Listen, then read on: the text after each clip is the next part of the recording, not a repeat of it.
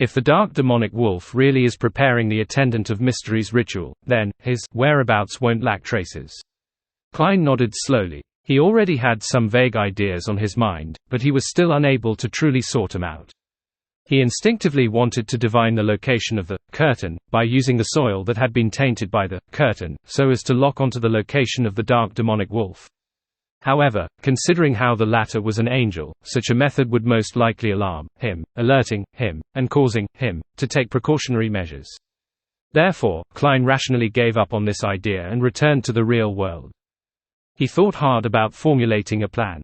The next day, when there was a high frequency of lightning, another batch of Moon City residents came to Gehrman Sparrow's bonfire under the leadership of a priest named Duke. They listened to his teachings, enjoyed the mushrooms, and waited to be cleansed. After the residents of Moon City experienced the cleansing, with tears streaming down their faces, Klein looked around and casually asked, "The sun god told you to guard this land and to take note of anyone walking out of the fog?" Duke, who had been cured of his bloated ailment, knew that the high priest had mentioned this matter to the oracle before him. He answered rather calmly, "Yes." Klein nodded slightly and continued on the topic. "If you really discover someone walking out of the fog, what will you need to do?" Duke said without hesitation, "Recite the honorific name of the great sun god immediately and report this matter to him." As he spoke, his tone became very depressed. In the end, he was unable to formulate his words. This was because the sun god, the creator, hadn't given any response for more than 2,000 years. Even though Moon City had held the most complete rituals and repeatedly chanted the honorific name, there had been no response. "Anything else?" Klein pressed as he sharply noticed something. This was a revelation from his spiritual intuition, and also a result of a certain degree of deduction. It was obvious that the ancient sun god and the City of Silver creator would have considered this problem. One possibility was that the person who walked out of the grayish-white fog was extremely careful. He was very cautious and didn't enjoy being watched or monitored. After discovering the patrol team in Moon City, he would be inclined to use his beyonder powers to affect their minds, making them forget that they had seen him or reciting the honorific name. In this situation, the ancient sun god should have made certain arrangements. Of course, this wasn't absolute. If Amon's father could accurately predict that the person walking out of the grayish-white fog was a rookie, then there was no need to say too much in the revelation. However, considering how the ancient sun god, the City of Silver's creator, had made an error in predicting where he would come out from the grayish-white fog, Klein was doubtful of the aforementioned possibility. Duke thought for a moment and hesitated before saying, "To welcome that person and tell him a single word." Klein's spirits were immediately lifted as he asked without batting an eyelid, "What word?" Duke's lips quivered as though he was mimicking the pronunciation. Then, he said in a strange tone, "Chernobyl." Quote ellipsis quote. Klein's mind froze for a second before he let out a silent sigh. Ellipsis. The Lowen Kingdom, East Chester County, in a forest. The nearby villagers gathered here and plucked strange mushrooms that were covered in roots, deadwood, and shrubs. According to the kingdom's laws, everything that grew in this forest belonged to its owner, Miss Audrey Hall. However, with the war escalating, the demand of food, and the high taxes, these factors made it so that the farmers could no longer care about breaking the law. It was something that needed to be considered only if they survived. Furthermore, with more people participating, they naturally became emboldened. They formed small teams and very efficiently plucked the mushrooms that were covered in golden stars or marbling streaks. They were divided into two parts, and a small portion was reserved for consumption. Most of them were prepared to be sold to grain merchants waiting outside the forest to exchange for gold pounds, for salt, fabric and other essential items. These farmers didn't go overboard. Other than the mushrooms, they only took a portion of the fruits on the trees. They left behind what was sufficient for the rangers of the forest to submit to their masters. In just 2 or 3 hours, the farmers sold large amounts of mushrooms and fruits. With the gold pounds in hand, they returned to their hamlets with beaming smiles. To them, everything that happened today was what they wanted to do, and they had also achieved the predetermined goals. The grain merchant who had a full beard was equally happy because this was an unexpected harvest. With the present situation, he could earn a lot of money. He led the workers with him to move large amounts of mushrooms and fruits to the processing point outside the city. After making the necessary arrangements, he placed them all into the warehouse. As a meticulous businessman, he checked the warehouse again after sending the workers away. After confirming that there were no mistakes, he closed the door and locked it. At this moment, he saw a thick wad of cash on the ground. They were all £10 notes. When did I drop so much money? The grain merchant bent down in joy and picked up the stack of notes. As he counted, he suddenly recalled the origins of the money. They were the profits from selling the mushroom powder, dried mushroom, and dried fruits. How generous! The bearded businessman sighed in satisfaction and turned to leave the warehouse. Inside the warehouse, Audrey, who was wearing a light blue dress, removed her psychological invisibility and took out a black pocket. This was the traveler's bag that she had rented from Zio. Following that, the blonde, simple-looking Audrey easily threw bags of food into the black pocket. After doing all of this, she took out a hard-covered bronze notebook and flipped to a page with teleportation. This was from Fours, Leymano's travels. And what had conspired here was secretly manipulated by Audrey. She first gave the fast-growing mushrooms provided by Mom Hermit to the animals in the woods. With their help, she planted them at suitable spots.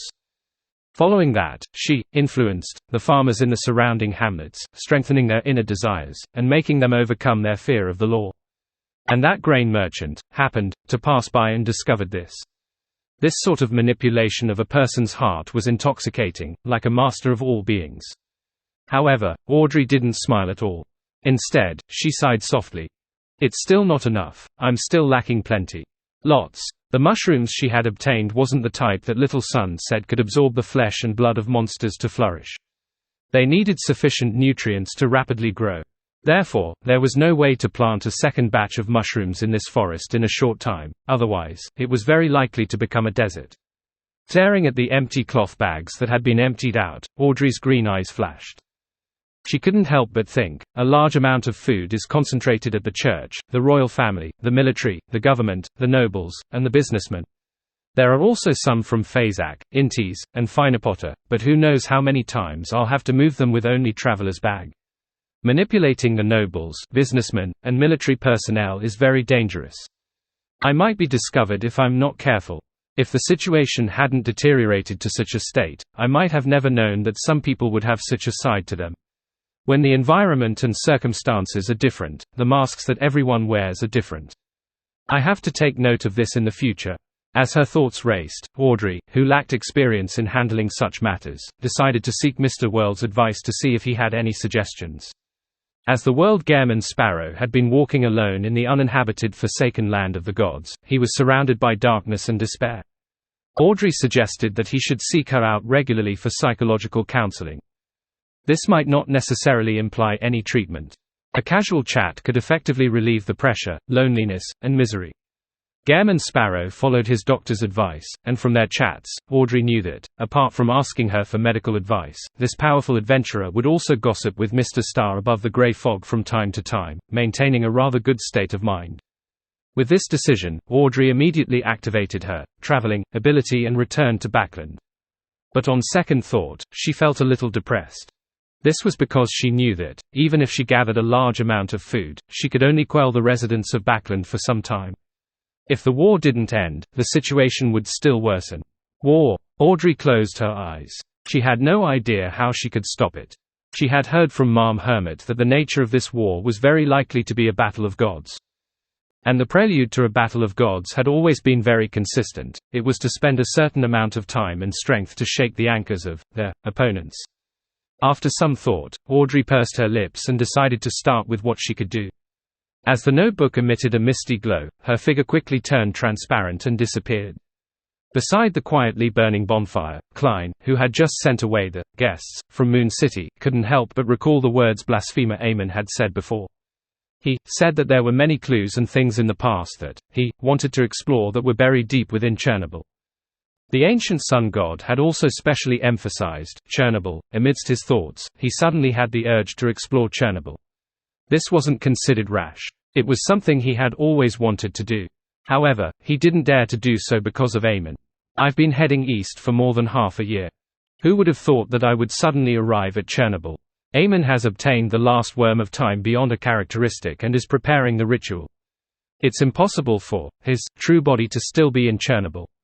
Yes, he is a very patient king of angels. Perhaps his avatars have been waiting in Chernobyl all this time.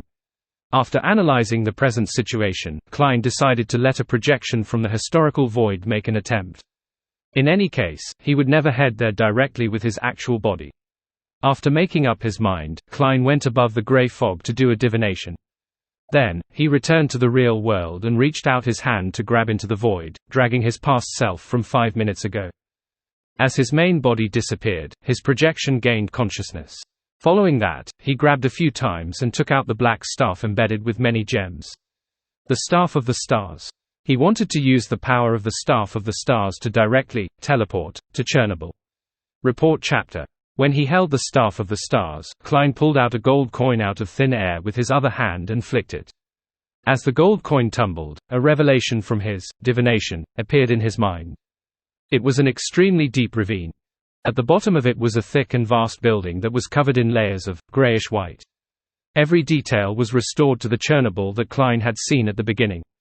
However, it didn't originate from the spirit world, but from his own subconscious. Using the technique of dream divination, he reproduced the images he had seen in his mind. And the moment this scene was completed, the gems embedded in the Staff of the Stars emitted a faint glow. It instantly vanished along with Klein's historical void projection and appeared above the grayish-white building. In just a second, Klein returned from the easternmost front of the forsaken land of the gods to Chernobyl. This was one of the main powers of the Staff of the Stars. If the corresponding scene that surfaced in the mind of the wielder still existed in the real world, then the Staff of the Stars could allow him to cross all obstacles and distances, directly descending to their desired destination. Of course, the prerequisite was that the outlined scene had to be absolutely correct and not visually be any different from the original. The reason why he chose the deep ravine where Chernobyl was located, and not the grayish-yellow fog, was because he knew that the Giant King's youngest son, the god of glory, Bladel, had perished after being freed from the curse. The area would definitely experience major changes, and the only thing that wasn't affected was the mysterious Chernobyl, which was valued by the ancient sun god Amen. This also didn't mean that the deep ravine and grayish-white building wouldn't have any visible changes. In fact, Klein had already prepared himself for the failure of his teleportation attempt. After all, the person performing it was fake, and the item in his hand was also fake. It wouldn't be a pity if he lost it. In midair, Klein, with the Staff of the Stars in his hand, didn't even have time to examine his surroundings when his entire body suddenly sank and plummeted downwards. He didn't wear creeping hunger, nor did he transform into an avian creature. He was currently unable to fly. Therefore, even though the demigods of the Seer pathway were bizarre and terrifying, they actually had a human side to them. As his thoughts raced, a beyond a power appeared in his mind. Following that, the Staff of the Stars lit up with different colors, causing the surroundings to be filled with violent winds. The wind swirled around him, causing his black trench coat to flap and his body to slowly descend. During this process, Klein's right hand trembled, allowing the Staff of the Stars' historical projection to return to its normal location, doing so to prevent accidents from happening to him because of him imagining certain scenes. Right on the heels of that, his left hand pressed down on the half-top hat on his head.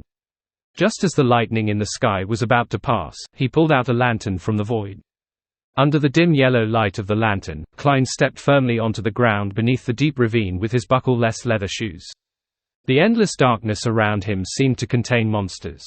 He was standing in front of the grayish-white Chernobyl, which was formed in layers. Under the synchronized effects of the lightning and the lantern in his hand, Klein quickly discovered a situation. There was no door to this thick and vast grayish-white building. Every place is sealed. I remember that the ancient sun god had opened an illusory crack on the grayish-white wall before coming out. As if in thought, Klein found the spot in his memories and began chanting the honorific name of the fool. At the easternmost front of the forsaken land of the gods, by the solidified fog near Moon City, Klein, who was hiding in the historical void, immediately entered Sephira Castle. With the help of the prayer light, he used his true vision to scan the situation at Chernobyl.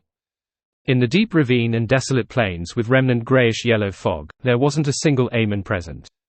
As for Chernobyl itself, even with a true vision provided by Sephira Castle, it wasn't enough for him to clearly see what was going on inside. Underneath the layers and layers of grayish-white, there appeared to be absolute nothingness, a space without any color.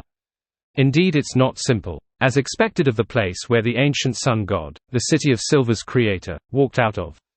After sighing inwardly, he quickly left Sephira Castle and returned to the historical fragment from before the First Epoch. Klein, who was standing outside of Chernobyl, regained consciousness. He reached out his hand and took out Leymano's Travels. He quickly flipped to one of the pages and prepared to use the door-opening power of an apprentice. Such an action was actually a little rash for him, but considering that this was just a projection in the historical void, he felt that there weren't any problems with that. The Beyonders of the Seer pathway are indeed both cautious and reckless at the same time. They're careful when making preparations, but reckless after making preparations. They show traits of caution and recklessness at the same time.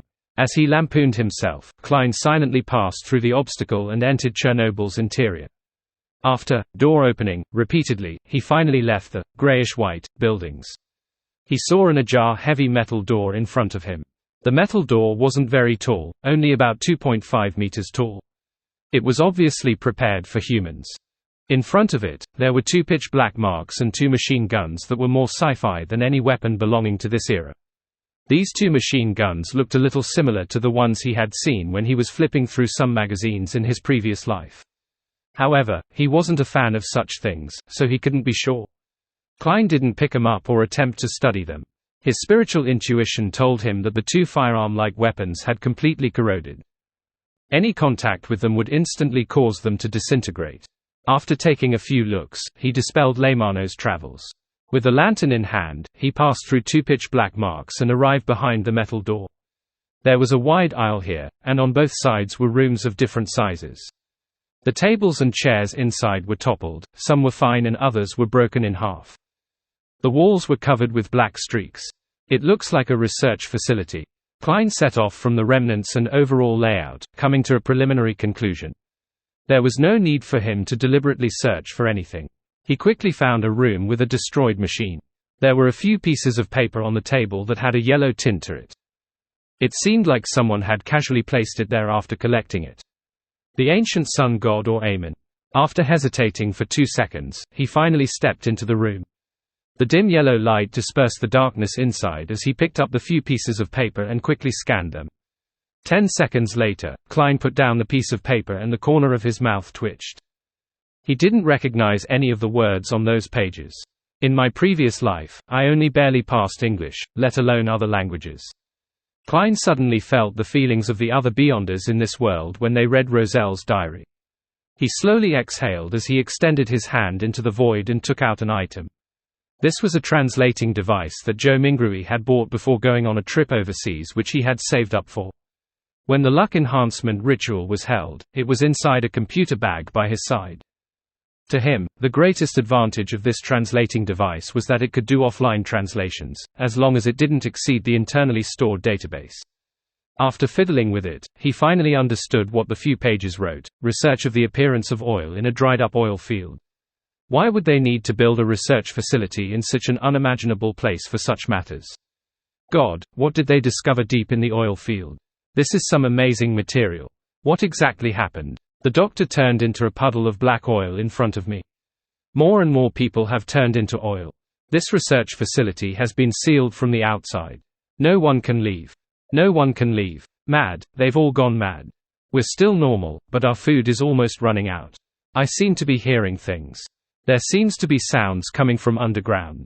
It's summoning me. He is summoning me. These lines of simple words sent a chill down Klein's spine. He felt as though he was walking towards madness and death. At the same time, a thought naturally came to his mind: the corruption that stems from underground. The cause of all this was the unnecessary experiments involved after the discovery of some strange material in a dried-up oil field. Then, the world was destroyed. But if it was a disaster caused by such a coincidence, then there's no reason for me, Emperor Roselle, and the others to obtain items to help us transmigrate ahead of time. Perhaps, there are chances amidst inevitability, and in chance, there is inevitability. The underground corruption has always been influencing the human world in an unobvious manner. It can intermittently bring about certain mysterious events. Only when the research facility probed deeper was he fully awakened. Klein subconsciously swallowed a mouthful of saliva. With the lantern in hand, he left the room and headed towards the depths of the research facility. He also paid close attention to anything that was worth paying attention to. After walking for nearly a minute, his vision suddenly darkened. More than half of the dim yellow light's radiance was consumed by the area ahead. When he took a closer look, he realized that there was a cliff 2 steps away from him. That portion of the research facility had collapsed into the ground. It was dark and empty, with no end to it. Faintly, he seemed to hear a silent cry. It sounded in his mind from deep underground.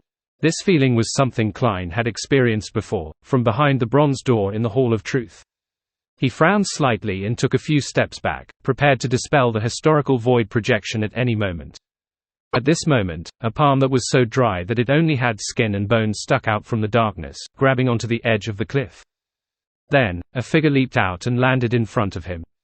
He was wearing a pointed hat and a classic black robe. He had a monocle on his right eye. It was none other than Angel of Time, Amon. However, this Amon's condition was very abnormal. It was like a skeleton covered in a skin membrane. Klein subconsciously took a few steps back and saw the flesh and blood of the man before him rapidly fill up. He adjusted his monocle, said with a smile, "Ah, a visitor. I wasn't expecting that. And you are? Report chapter. Who am I?" Just as Klein was about to remove the historical void projection, he was taken aback by Amon's question. He controlled himself and didn't frown. Instead of answering, he asked, "You aren't Amon's true body?"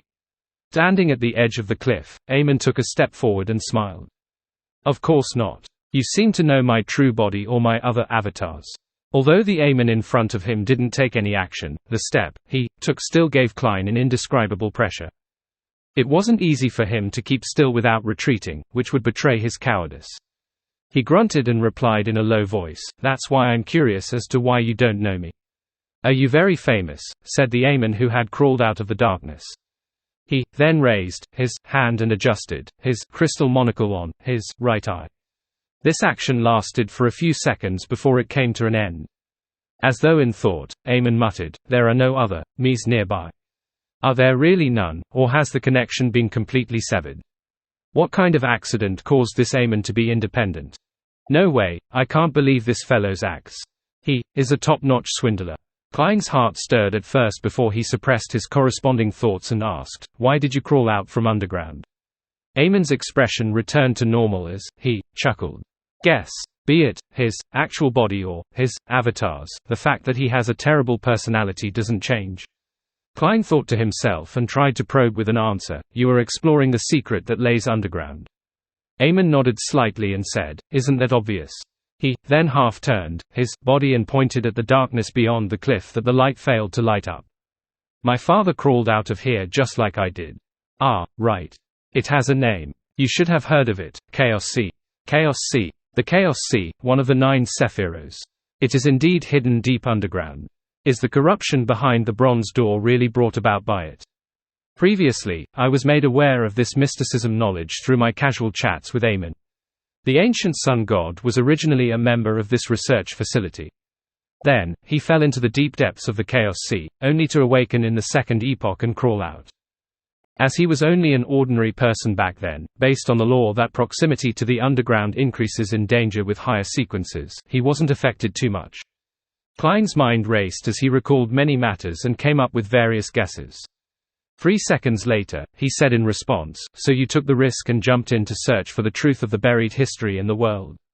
"Something like that." Amon Man pinched the edge of his monocle and said in a self-deprecating tone, "But I didn't do it willingly." "Ah." Klein used a terse exclamation to express his doubts.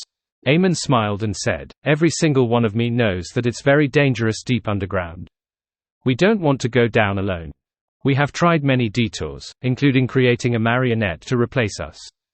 However, we failed to succeed and failed to obtain any feedback. In the end, under the True Body's watch, we held a fair vote. Unfortunately, I was chosen. It's a miracle that Amon hasn't completely gone mad yet. As expected of the god of mischief. Internal decisions have to be done in such a way." Klein resisted the urge to lampoon. "And then, you jumped down yourself. What else?" "Let them throw me down," Amon said as he spread his hands.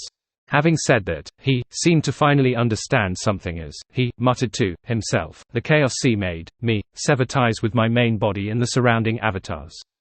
Am I independent? Independent. Previously, in front of the bronze door of the Hall of Truth, I felt that every cell and every worm of spirit were giving birth to a new consciousness, generating a different form of self. It's very normal for there to be similar changes in Amon's avatar after directly entering the Chaos Sea. An independent Amon avatar should be able to effectively trick Amon's true body. No, I can't trust him. Klein validated Amon's words using his own experience, but he quickly reminded himself not to trust the god of deceit. He smiled and said, "I suspect you're bluffing." Amon held up the crystal monocle and sized up Klein for a few seconds. "It doesn't matter whether you believe me or not. Even if I want to find a partner, it wouldn't be someone as weak as you. In the era of the 8 kings of angels, were you very close to Red Angel Medici?" Having made up his mind not to trust the independence of the Amon in front of him, Klein tried asking, "What did you discover in the Chaos Sea?" "Plenty of things. Guess what they are," Amon said with a smile. "You didn't discover anything," Klein said deliberately. Amon shook his head. "The other me's probably think so too. Besides, I haven't been out for a very long time, and I didn't respond. It's logical to believe that I had already been corroded and was digested by Chaos Sea." Without waiting for Klein's response, Amon continued, "Chaos Sea is very large. It almost fills the core, and goes to a further layer. It's also the only sephira that merges the real and the illusory and has an entrance in the real world. The others are either completely illusory and hidden somewhere unknown, or they're definitely real while existing in the real world. I found something very interesting inside. The first blasphemy slate was likely born there, but it was later attracted by some power and left the ground before it was complete. My father might have browsed through that blasphemy slate in the beginning, which is why his condensed into the second blasphemy slate when he perished. This is the origins of the 2 blasphemy slates. It's no wonder the ancient sun god was so powerful in the late stages of the second epoch." Klein vaguely understood something and subconsciously asked, "What's so different about the 2 blasphemy slates?" Amon adjusted the crystal monocle and said, "The second blasphemy slate changed some of the sequence names and added content. Those contents contained secrets about transcending sequences." Transcending sequences. Klein's pupils widened slightly. He felt that his long-term guess had been confirmed.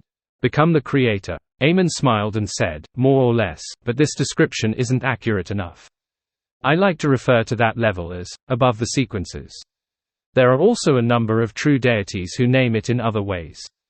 Some call it Great Old Ones, others refer to it as outer deities, or cosmos. Cosmos. The moment Klein heard this term, his spiritual intuition began to give crazy warnings. He remembered very clearly that the ascetic leader of the Church of Evernite, Ariana, had told him before that unless he became an angel, he shouldn't attempt to understand the cosmos. Otherwise, just having knowledge of it would bring him great danger.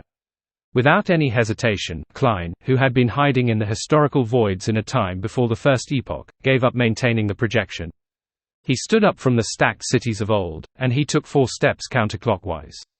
Almost at the same time, the violent lightning that streaked across the sky of the forsaken land of the gods calmed down. The endless darkness vanished as well. A gigantic crimson moon covered half the sky. The light on the surface of the crimson moon stretched out as if it was alive. Outside this world, the moon that was revolving around the earth had a crimson sea flowing. It drowned everything, as though it was digesting this huge natural satellite. The blood-colored sea boiled when Klein learned about the news of Great Old Ones, outer deities, and cosmos. They quickly gathered towards the middle, constantly piling together until they formed an indiscernible, blood-red phantom image. This phantom image was many times bigger than the moon. It had countless eyes, and it looked down at the blue planet. It cast its gaze at Klein's main body through the connection that was established the moment he learned about these matters. As the Crimson Sea receded, many craters appeared on the surface of the moon. From the ground, the moon no longer crimson. It was bright and clear. It had remained the same despite the hundreds of millions of years. Further out in space, the brown star, orange star, scarlet planet, gold planet, and blue planet twinkled like the blinking of eyes. In the fog of history, boils began to emerge from the surface of Klein's body. Each boil had a mutated worm of spirit. They wore the faces of Joe Mingrui, Klein Moretti, Gehrman Sparrow, and Dwayne Dantes. They were trying their best to drill out of his body. Klein's thoughts quickly turned chaotic. His entire spirit body seemed to be torn apart by an invisible blade, but he still forced himself to finish reciting the last sentence of the incantation. The celestial worthy of heaven and earth for blessings. Silently, Klein's spirit body tore through the grey fog and entered Sephira Castle. The power of the entire space began to boil as it surged forward and enveloped him, melting away wisps of black gas, streams of red light, and boils, severing the invisible connection. Nearly 10 seconds later, the struggling Klein finally regained consciousness. He stood up using the high back chair as support. Inside Chernobyl, Eamon, who was standing at the edge of the cliff, said to himself, in a low voice, he adjusted the crystal monocle on his right eye, quite a fast reaction. If Klein had been a second slower and was embroiled in that chaotic state, Eamon could deceive the connection between the projection and the actual body before Klein could remove the maintenance of the historical projection. He could then appear inside the corresponding historical fragment. Above the grey fog, Klein sat down and rubbed his temples. That Eamon was indeed lying. He should be the avatar that stayed behind to guard Chernobyl. When he discovered that I had come, he hid somewhere between the cliff and the Chaos Sea, pretending that he had just crawled out. He was unable to deal with my main body by bypassing the historical projection. Furthermore, he might not have the strength of a Sequence 2 angel. Therefore, he pretended to be an independent avatar so as to carry out the deceit. On the surface, he attempted to make me believe that he was an independent avatar and could be cooperated with. He made me focus on this aspect, but in fact, he concealed the danger in his words. Even in a normal conversation with the god of deceit, one can still be scammed. However, in order to achieve his goals, he had also given a sufficient amount of secrets. Lowen Kingdom, Backland. Fors, who was still sleeping soundly, suddenly woke up from her dream. She subconsciously cast her gaze out the window. She didn't lack similar experiences. Before she became a member of the Tarot Club, she often woke up in the middle of the night due to the curse of the full moon. But today, she didn't feel any familiar pain, but her heart throbbed for some unknown reason. As the curtain had blocked the window, Fors was unable to determine what time it was from the weak light. She subconsciously got out of bed, walked to the window, and drew the curtains. The sunlight that penetrated the thin fog shone into the room, dispersing the accumulated darkness. Fors stood by the window and looked up into the sky with an obvious look of confusion. The sun has already risen, and the crimson moon had long set. Why do I still feel the sensation I have during the curse of the full moon? Furthermore, there were still many days to the full moon. Ellipsis. The Intes Republic capital, Trier. One by one, the astronomers, who had woken up early, as well as mysticism enthusiasts, as well as the covered beyonders, cast their gazes high into the sky. The layers of evening clouds disappeared, and the huge and bright moon outshone the light of the stars. The moon's color was no longer the usual crimson color. It was white and unusually bright. All who saw it were stunned. This was a moon that they had never seen before. Be it the normal textbooks of human society or books related to mysticism, none of them recorded similar phenomena. Apart from the common new moon, full moon, and the occasional blood moon, the moon had never experienced such changes. At least for the past 1300 years since the beginning of the Fifth Epoch, there had been absolutely no such change. At this moment, the onlookers realized that, other than the crimson and blood-red states, the moon had another color. Ellipsis. The forsaken land of the gods, the city of silver. As it was in the afternoon when the frequency of lightning was high, Derek and company noticed the abnormality in the sky. They were used to the familiar lightning and darkness. In just a few seconds, all of that completely disappeared without a trace. The blood-colored circular glow that blotted out half the sky was so obvious. Its massive size illuminated everything to great visibility. The people of the City of Silver who had relatively agile thoughts immediately thought of the description and the corresponding picture of the moon in the general knowledge book. They suddenly had a thought that came to them: could this be the moon? The crimson moon. We actually saw the crimson moon. Soon, the blood-red colors of the crimson moon in front of them drained inch by inch, revealing its bright and clear body. The City of Silver residents were increasingly at a loss, unsure of what had happened. Having heard Mr. Hanged Man, Miss Justice, and the other members of the Tarot Club talk about the outside world, Derek Berg was even more shocked and surprised than them. This was because there was no such natural phenomenon outside the forsaken land of the gods. A few seconds later, the moon disappeared and the darkness once again engulfed everything. The frequent flashes of lightning became the main source of light. What happened just now? Did you see that red circle? Moon. That's the moon. That's the crimson moon. Is this a sign that we are about to escape our current situation? Our second exploration of the Giant King's court will go very smoothly, and we will open the door that leads to the outside world. Amidst the confusion, most of the residents of the City of Silver subconsciously treated this phenomenon as a good thing, treating it as an auspicious sign from mysticism. Only the chief, Colin Iliad, and the elders of the six-member council like Lovia had serious looks on their faces as they frowned. Above the greyish-white fog, inside the ancient palace. Having gained a general understanding of Amon's scam, Klein instinctively turned his attention back to the secret he had learned.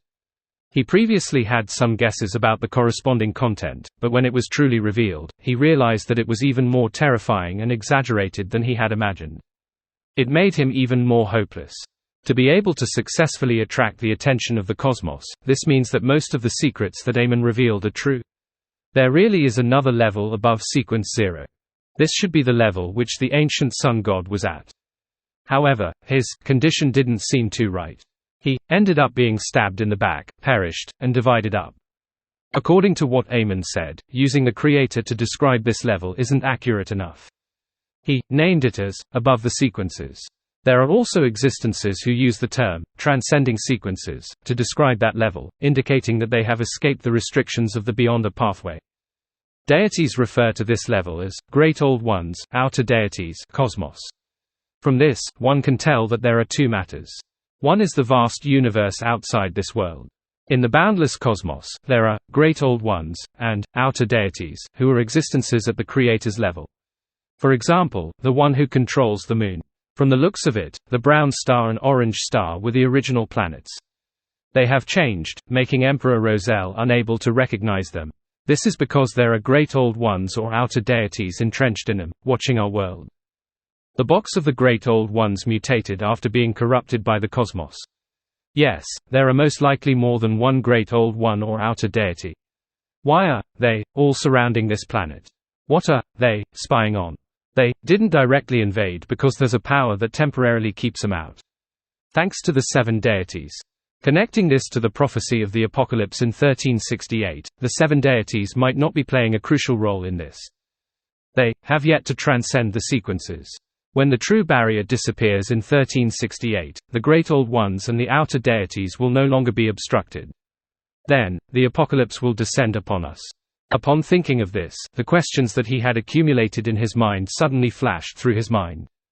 Why did the Evernite goddess take the risk of bringing about a battle of gods to seize the uniqueness of the death pathway?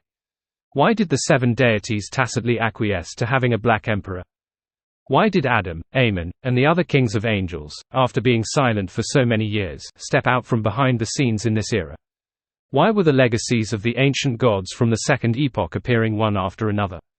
Why was there only one transmigrator released from Sephira Castle in the first 4 epochs, but 2 in the 5th epoch, a period spanning slightly more than 1,000 years? Few, be they good or bad, everyone is working hard to improve themselves to usher in the apocalypse. The goddess, who is so good at setting things into motion, chose such a risky method because she wanted to transcend the sequences and become a great old one. There's only a decade or so left. Time waits for no man. Did she provide me help in secret because she had similar hopes? Adam didn't take action even though he could finish me off twice.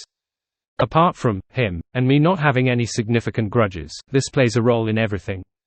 Klein gently rapped the edge of the long, mottled table as he muttered softly, "The key to becoming a great old one or outer deity is one of the 9 Sephira." Looking around the empty Sephira castle, Klein sighed and muttered to himself, "As for the exact situation, I have to look at the second blasphemy slate to know. Unfortunately, I don't know when I'll have a chance." He then focused his attention on something else. I'm not sure if the ancient sun god had completely transcended the sequences. If a native great old one were to be born, humanity might still have a sliver of hope when the apocalypse happens. His death is even more complicated than I imagined. It's no wonder Emperor Roselle said that only a Sequence 0 could preserve themselves and protect the people they value. I wonder if those great old ones or outer deities have infiltrated the earth with their powers. Yes, according to how the 7 orthodox deities and the other evil gods like the true creator view the primordial moon and the mother tree of desire with animosity, the latter might be great old ones or outer deities. It's no wonder the mother tree of desire could directly mislead my divination above the grey fog. She is the most dangerous existence in my books. I understand what those great old ones and outer deities are gathered around this world for. They likely want to obtain the 9 Sephirot. Destroying the world is just something done in passing. As he thought of this, Klein suddenly recalled the phrase the Mother Tree of Desire had said through Cynthia, "Admiral, I want to have a child with you." He couldn't help but shudder as he seriously considered his safety after returning to the real world. He already had a certain level of understanding of the cosmos. As long as he subconsciously thought of something related, he would directly establish a connection with the great old ones and the outer deities, and be corrupted. If not for the fact that Sephira Castle had cut off all contact from before, I wouldn't dare return to reality. After some thought, Klein decided to invite his psychiatrist, Miss Justice, to help hypnotize him and seal the corresponding information deep within his subconscious. Only when he saw a preset reminder would he recall it. He originally wanted to directly summon the projection of Justice from the historical void to do this, but considering that this was an intricate task, it was very likely a mistake or oversight might happen if the person didn't have a deep understanding of the mind. And once there was a slip-up, the great old ones and outer deities would cast their eyes on him. Phew, I need to remember to get Miss Justice to hypnotize herself to forget this matter. After some deliberation, Klein turned the corresponding request into a stream of light and threw it into the crimson star representing Justice. Not long after, just after breakfast, Audrey, who had yet to leave home, arrived above the grey fog. The long bronze table had vanished. There was a desk and 2 chairs placed in the ancient palace. "Mr. World, what is the matter that you wish to forget this time?" Audrey looked at Gehrman Sparrow, who was sitting opposite her, and raised the most important question. Klein rubbed his temples and used a deep voice to describe the secrets of the cosmos, great old ones, and outer deities. Upon hearing this, Audrey's eyes widened bit by bit as if she had been possessed by an evil god. After he was done, she fell silent for a few seconds before saying with the same deep and slightly confused voice, "This is the truth of the apocalypse. Even the 7 deities are unable to save us." Without waiting for Klein's reply, Audrey laughed self-deprecatingly. "I thought what I've been doing recently was very meaningful. I thought the worst news I could think of was the defeat of Lowen and the annihilation of the church. But compared to the secrets you told me, all of this is so insignificant." When he heard Miss Justice's slightly bleak and confused words, Klein could empathize with her. This was because he had previously had similar thoughts. After recalling snippets from self-help books, he deliberated and said, "A father's death is so insignificant to the entirety of Lowen. 1 or more cases might happen every day, but to his child's family, it is something that can change their fate. Similarly, if we don't reach the level of an angel, everyone's outcome will be sealed, death, and be buried. But this doesn't mean that the time from when we were born to the time we die is meaningless." Audrey nodded slightly when she heard that. She once again said in a self-deprecating tone, "I understand all of this. However, the secrets you mentioned had a huge impact on me, and I couldn't control my emotions. As a psychiatrist, I actually needed someone else to counsel me." Klein smiled and said, "Isn't this very normal? Many times, we can tell if someone else's condition is normal, but we can't clearly see our own problems. Didn't you mention that you and Susie counsel each other from time to time?" Due to the fact that Dwayne Dantes had seen Susie, the golden retriever, Audrey didn't hide anything related to her during their chats. Audrey nodded gently and said, "Yes, that's right. I've already straightened my thoughts out. I should do what I can and not leave any regrets." She gradually adjusted her mental state. Klein then said, "It's not just a matter of not leaving any regrets, we might be able to add to the forces that resist against the apocalypse. Compared to the whole, this might be trivial, but even the vastest desert is made up of grains of sand. The boundless ocean is also formed by droplets of water. As long as everyone sends out as much light as the heat inside them, it might bring some hope. Sends out as much light as the heat inside them." Audrey repeated the key words in Gehrman Sparrow's words softly. "Don't quote me," Klein added with a smile. The corners of Audrey's mouth curled up as she replied with a faint smile, "Could it be something Emperor Roselle said?" "That I don't know. I have to endure a strong sense of shame when flipping through his quotations. I hadn't finished reading it all this time." Klein didn't give an affirmative answer, nor did he deny it. Instead, he said, "Start hypnotizing me. Let me forget things related to the cosmos, and only remember the corresponding reminder. A little while longer. I would like your advice on something." Audrey openly made a request. She took this opportunity to recount what she had been doing recently, as well as the difficulties and perplexities she had encountered. "Mr. World, what suggestions do you have? What should I do to lessen the suffering of the people of Backland before the war ends?" As for stopping the war, although she wanted to, she knew that she didn't have the ability to do so. At the same time, she also understood that even Mr. World wouldn't be able to do it. Even if Mr. Fool personally intervened, he would at most be able to turn the situation around. There was no way to stop the war. After all, this world war was essentially a battle between deities. After hesitating for a few seconds, Klein calmly said, "Although the spectator pathway tries to act behind the scenes as much as possible, and although I always keep the words, caution, and carefulness, in my mind for everything I do, and try not to put myself in a dangerous situation." When he said this, Audrey subconsciously thought to herself, from the various rumors at sea, the descriptions of Fours and the others, and the demigod battle I witnessed, I really can't see the caution and carefulness. There's only dominance and radicalism. To be able to do those things and survive on strength alone is indeed not enough." Seeing that Miss Justice was listening seriously with her green eyes filled with attentiveness, he continued, "In this world, nothing can be easily resolved without taking risks. Sometimes, I do something with the thought that death is a possibility." The muttering in Audrey's heart stopped. She fell silent for a while before slowly saying, "I understand what you mean. There are many times when you can't do what you want while ensuring absolute safety. You can only choose one of them." Klein nodded and decided to let Miss Justice understand the reality of this world better, so as to prevent her from being overly idealistic when she did things. "The method you mentioned just now is the most feasible, with the least risks. The people who can help the people of Backland are the nobles, churches, businessmen, and the royal family. Why don't we rob Fazak, Intis, and the Finepotter army of their food?"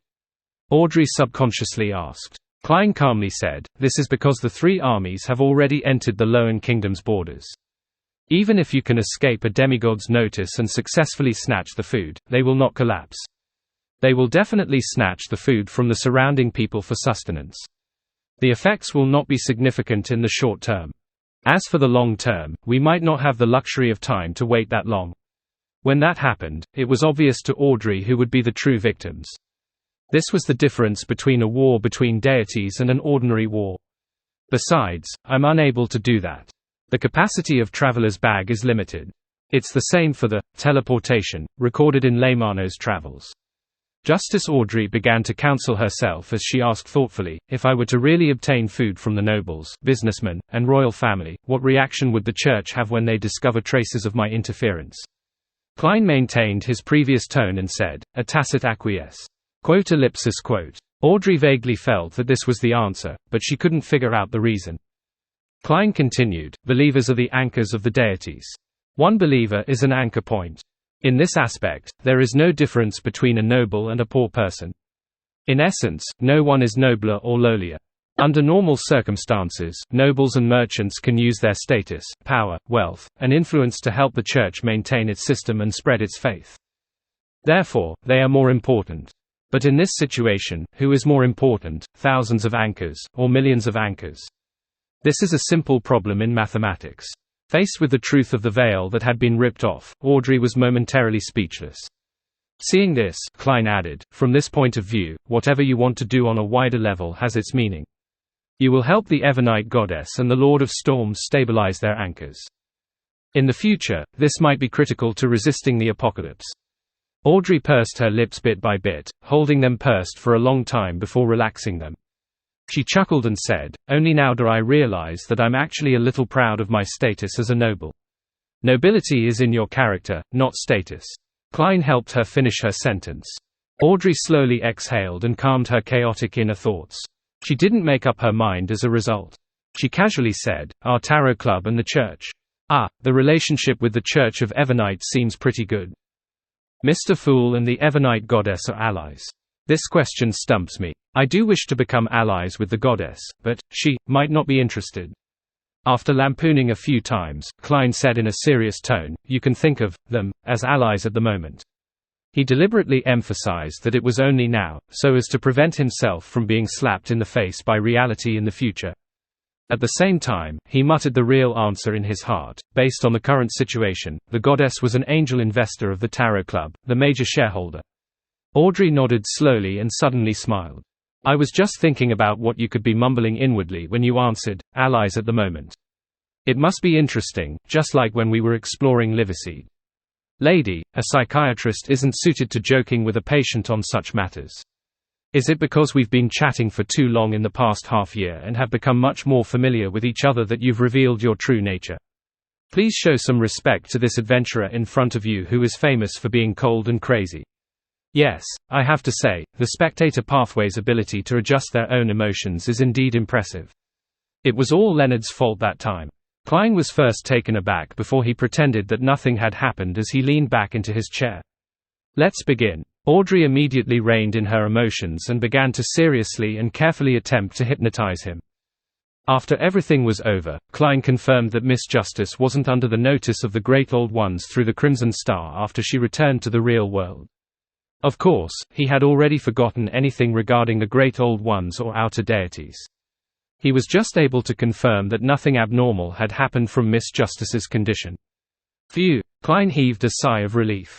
He threw the piece of paper that could awaken his memories into the junk pile and told himself to wait until he became an angel. Backland, Bridge area, in an apartment. Emlyn White looked at Marriage, who had suddenly appeared in front of him.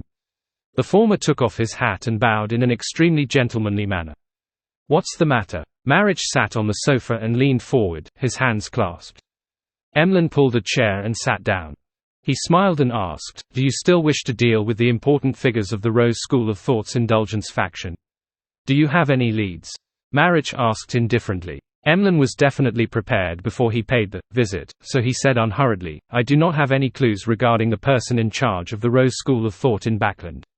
However, after the war escalated, the southern continents East and West Balam, Star Highlands, Paz Valley, and Harganti Plains have been thrown into chaos. Many of the Rose School of Thought demigods have emerged and walked onto the stage. They are no longer so difficult to lock onto." Marriage looked at the red-eyed and thin-lipped Emlyn and said, "Which Duke or Marquis of the Sanguine are you representing? Am I not allowed to represent myself?" Emlyn raised his chin slightly and asked with a smile. Marriage shook his head seriously and said, "You are only a Sequence 5, you aren't qualified enough." He had said it so directly that Emlyn was momentarily at a loss for words. One quote from a leading figure of modern Chinese literature, Lu Xun. Emlyn maintained his smile and calmed himself down before responding, "I can find helpers of a sufficient level." He didn't wish to borrow the forces of the Sanguine too much on this matter, because if that happened, he would undoubtedly end up as a liaison, a bystander, and a messenger. He would not have any say in the eventual distribution of the spoils of war. As for the Sanguine dukes and marquises, they had no lack of direct descendants who wished to advance to become a demigod and become an earl. At the very beginning, Emlyn believed in his identity as the Sanguine's savior. He believed that the important figures would treat every single member fairly. However, as the Hanged Man analyzed the various high-level Sanguine orders from Marquis Nibs and the other high-level Sanguine, Emlyn gradually became wary of them. He frowned slightly and said, "Sherlock Moretti." Emlyn was puzzled as he shifted in his seat. "Why do you think it's him?" If it was in the past, he would have directly said, "Why are you mentioning Sherlock Moretti? He has been away from Backland for nearly 2 years." But now, he could acutely grasp that there was some hidden information in Marriage's words. He subconsciously adjusted his question. In the eyes of this wraith, Sherlock Moretti isn't simple. Yes, indeed, he isn't simple. As he spoke, Emlyn made a guess. Upon hearing Emlyn's question, Marriage's expression immediately turned odd, as though it was his first time meeting this Sanguine Viscount. He quickly restrained the abnormality on the surface and said without emotion, "We need to consider it. I hope you can come up with a more convincing plan the next time we meet." "No problem." Emlyn secretly heaved a sigh of relief. He immediately stood up and bowed gentlemanly. After deciding on the means of communication, he put on his silk hat and walked out of the room. As he returned to his residence, Emlyn couldn't help but run through his initial plan. "As long as I complete a cooperative agreement with the demigod of the Rose School of Thought's Temperance faction, I can use it to apply for a Grade 1 sealed artifact from the Marquises and Dukes of the race. Using the reason that it's under the cooperating partners' behest that they object to having demigods of the race be involved, I can stop them from directly interfering. Yes, in order to make an agreement, I have to show enough strength to convince Marriage and the others. I can only commission the mission at the Tarot Club to see if Ma'am Hermit, Miss Justice, and Mr. Hanged Man are willing to accept the commission. Miss Magician can also be considered. She can summon the projection of Gairman Sparrow. The biggest problem now is that I can't provide enough compensation. I can only try to make an advance or a promise. Once I become an earl, I'll return the payment one by one." With this in mind, Emlyn suddenly felt thankful that he had joined the Tarot Club. This was the only organization he knew that could use a future promise to exchange for current material goods. And within the Sanguine, or in the Orthodox churches, one had to accumulate enough contributions until one reached the end of the line where the characteristics and advancement ritual was awarded. Sometimes, a Beyonder might not be able to accumulate enough contributions in their entire lives. This is like a credit loan underwritten by Mr. Fool. It can be used to issue missions, and when the advancement succeeds, it can be paid in installments. Emlyn habitually leaned towards the things he was familiar with. Although he had never borrowed money from the bank, some of the Sanguine had rich experience in such areas and would often talk within their own circles. Most of them had a fixed, expensive hobby. The precious items might not be liquidated easily at times, so they had no choice but to borrow money from close friends or the bank to ensure the necessary cash flow. Emlyn remembered that there was a Sanguine who wasn't good at wealth management.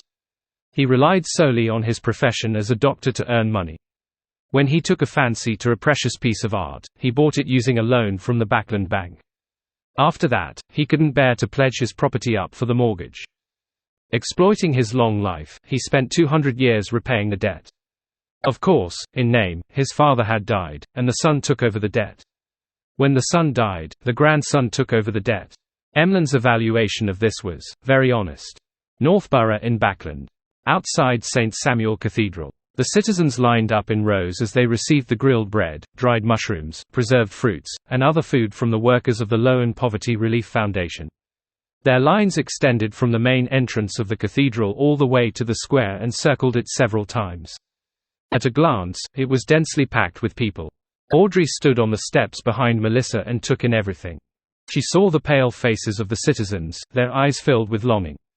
Seeing a mother holding a baby in her arms, she anxiously coaxed the child while eagerly observing the line in front of her that didn't seem to shorten. She saw many people dressed in bright clothes, formal suits, and long skirts. Some of them pressed down their hats and wore veils, as if they didn't want the people around them to recognize them. At times, some people didn't want to keep order and were dragged out by the priests and policemen who were helping to maintain the order. They were thrown to the back of the lines. As food was delivered, the cloth bags piled behind the long table slowly dwindled until there was none. Finally, all the food had been distributed, but the long line had only been reduced by half. The citizens who were unable to receive the help couldn't resist revealing their disappointment, frustration, and reluctance. However, they didn't make a scene or argue. They moved their feet mechanically towards other handout points. They had experienced this many times in the past 1 or 2 months. They had long known that unnecessary emotions would only waste the energy they had little of. It would hamper their quick movements to other relief points or fair-price food outlets. At this moment, their expressions were numb, their eyes vacant as they left the square like a bunch of zombies. During this process, a woman carrying a child had her legs give way as she fell to the ground. Her child started wailing loudly, his voice laced with pain. As he cried, the child sobbed and said, "Mommy, I'm so hungry. There'll be food soon. There'll be food soon. There's food at Memorial Square." The woman carried the child and patted his back. Tears streamed down her face as she spoke. Upon seeing this scene, Audrey was just about to say something when she saw Melissa take out a plate of food from a wooden crate under a long table and run towards the mother and son. "I didn't see it just now. There's still one more." Melissa crouched down and handed the bread, dried mushrooms, and preserved fruit over. Then, she explained in a soft voice, afraid that it would cause a dispute among the citizens. The rest of the food was actually prepared for the foundation staff who had been busy all this while. The portion that Melissa had given them was hers. The woman took the food and handed it to the child as she said repeatedly, "Thank you, thank you." The child hugged the food tightly and mimicked his mother in his nascent voice, "Thank you, thank you." Audrey subconsciously looked around and noticed that the church's priests, most of the police, as well as the Nighthawks, who were mixed among the people to secretly prevent any accidents, were all showing sympathy, pity, and sadness. After the citizens had left, Audrey picked up her own set of food and handed it to Melissa. You deserve it." Melissa looked at Miss Hall before her and shook her head. "I gave my own share. Miss Hall, don't worry. I'll have food when I get home. My brother is a civil servant." With a faint smile, Audrey stuffed the grilled bread, dried mushrooms, and preserved fruits into Melissa's hands. "You don't have to worry about me. My family has prepared snacks for me when I'm out busying myself." As she spoke, she took a wooden box from her personal maidservant, Annie, and opened it for Melissa to see. The wooden box contained exquisite cucumber sandwiches, cream muffins, and a small carrot cake. A look of astonishment appeared on Melissa's face. She stared at the snacks for a few seconds before looking up at Miss Audrey Hall. She immediately lowered her head and, without saying a word, she ate the grilled bread and water that St. Samuel Cathedral had prepared. As if petrified by her gaze, Audrey held the wooden box and stood rooted to the ground. For a few seconds, she didn't move and only pursed her lips tightly. After the fifth batch of residents from Moon City received cleansing and treatment and enjoyed the magical mushrooms, this ancient city became a believer of the Fool without any resistance. It welcomed the Saint and Oracle, Gem and Sparrow, into the city. With that, Klein held a large mass and used the unshadowed crucifix and the life's cane to heal the remaining Moon City residents. High Priest Nim, who had finished his quarantine, came out and respectfully asked at the end of the mass, "Oracle, what is the complete honorific name of the mighty Lord?" Klein looked around and said solemnly with his face tightened, "The Fool that doesn't belong to this era." After giving out the honorific name, he specially emphasized, "Don't chant the complete honorific name in normal times. Do so only when important matters arise. Otherwise, as Mr. Fool, he would suffer a mental breakdown from all the phone calls from work." Nim wasn't surprised at all, because the ancient sun god was the same. After some thought, he asked, "What are the requirements for the ritual of the Lord?" Klein said confidently like a charlatan, "God says, 8th commandment, serve me with your heart, not with your offerings. The most important thing for a ritual is to be pious. There are no other requirements. It can be very simple. After all, the Lord does not care." 1. After saying that, Klein silently added in his heart.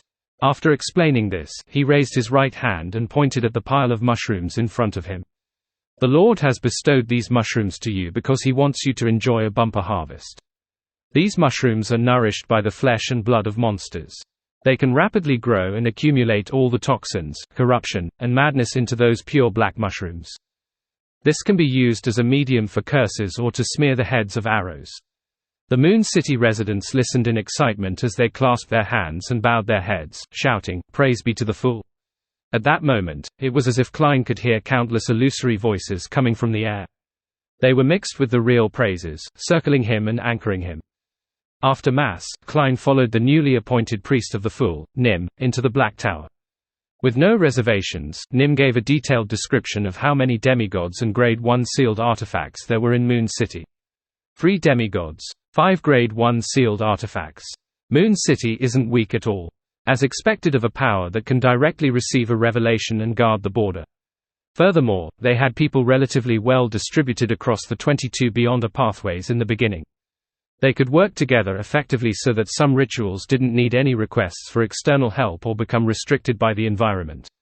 Yes, compared to the City of Silver in how their surroundings is worse and how they do not have Grade 0 sealed artifacts to support them, it's already extraordinary for them to survive to this day. If it wasn't because they couldn't find suitable food, they should be able to survive in the darkness for centuries. Klein felt wistful after hearing the introduction. At this moment, Nim said respectfully, "Oracle, we are willing to sacrifice all the sealed artifacts and Beyonder characteristics to the Lord. I wonder which one of them will be more pleasing to him." This high priest had previously mentioned that apart from him, a Nightwatcher, Moon City also had an iron-blooded knight and an imperative mage. They were respectively the Lightning Priest and Night Priest. As for the 5 Grade 1 sealed artifacts, one of them belonged to the Monster Pathway. It seemed to be a portion of Misfortune Mage characteristic mixed with a little of a Chaos Walker's characteristic. One of them came from Puppet from the Mutant Pathway, and the other was bestowed by Red Angel Medici. It allowed everyone to gather all their powers together. One of them was suspected to be the amalgamation of a Bizarro Sorcerer's characteristic, and there was one of an unknown pathway. It had extremely strong discernment abilities, but it was rather dangerous due to an unknown corruption. Hearing that, Klein's eyelids twitched as he smiled. "Serve the Lord with your heart, not with your offerings. The Lord accommodates the entire world and doesn't care about these things. Having said that, he paused and said, "Of course, if you don't mind, you can bring me around for a tour to broaden my horizons."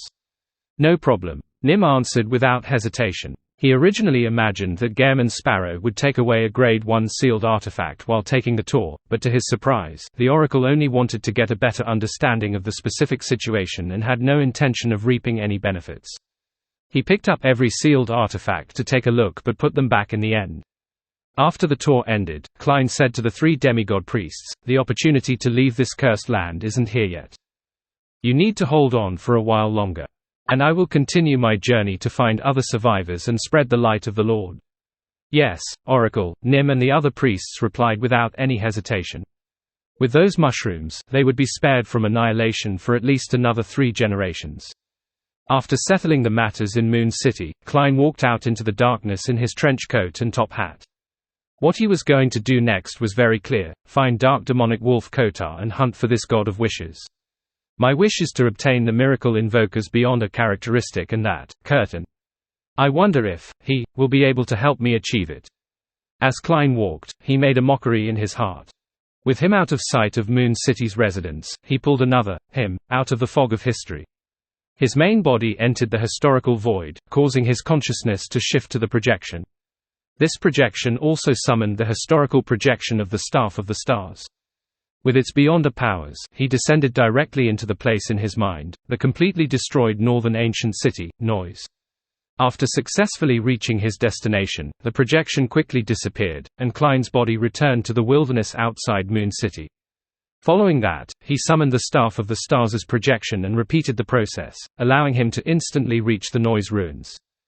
The main purpose of the historical void's projection was to scout ahead and ensure that the scenes that surfaced in his mind were identical to the real world, without having any discrepancies.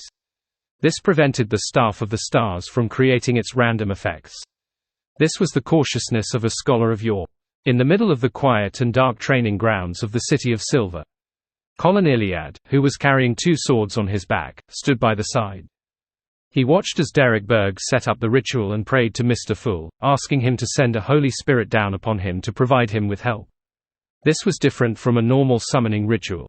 The corresponding incantation was more complicated. "The Great Fool, you are the ruler above the grey fog, you are the king of yellow and black who wields good luck. I pray for your loving grace. I pray for your notice. I pray for the power of concealment and change.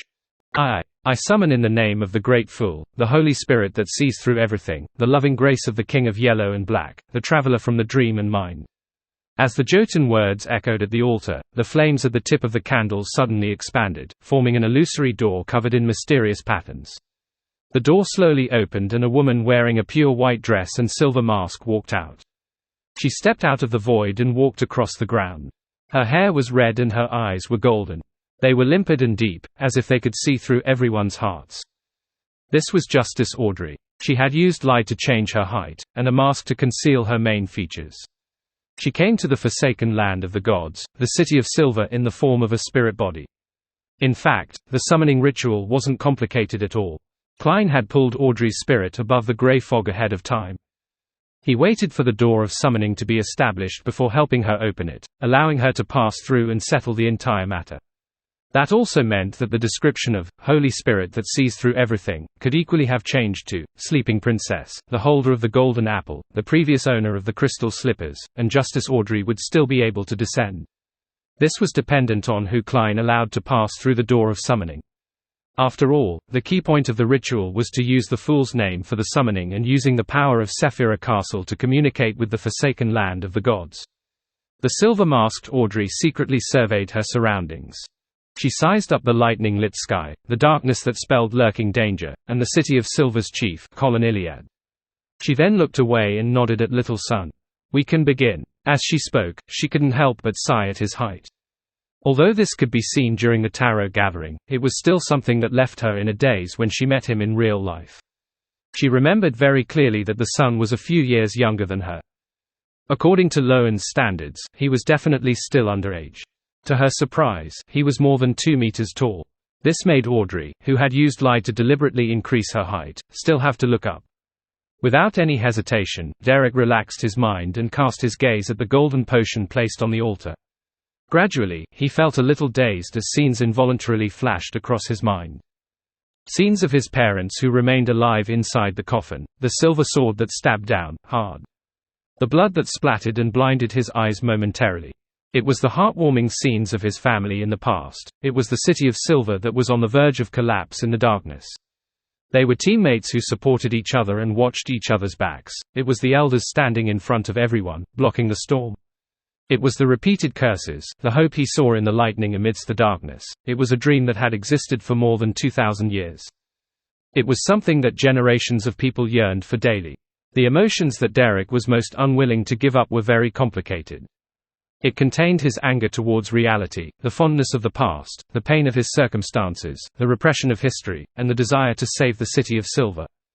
Audrey slowly separated these emotions as though she had experienced the despair and sadness of the City of Silver, experiencing their unity and sacrifices. Her golden eyes sometimes turned gloomy and heavy, while there were glints at other times, as if she had grabbed something and taken it in, yet, she still remained lost. After a while, she saw the 12 white-winged angel of light. This was another response from Mr. Fool to the sun.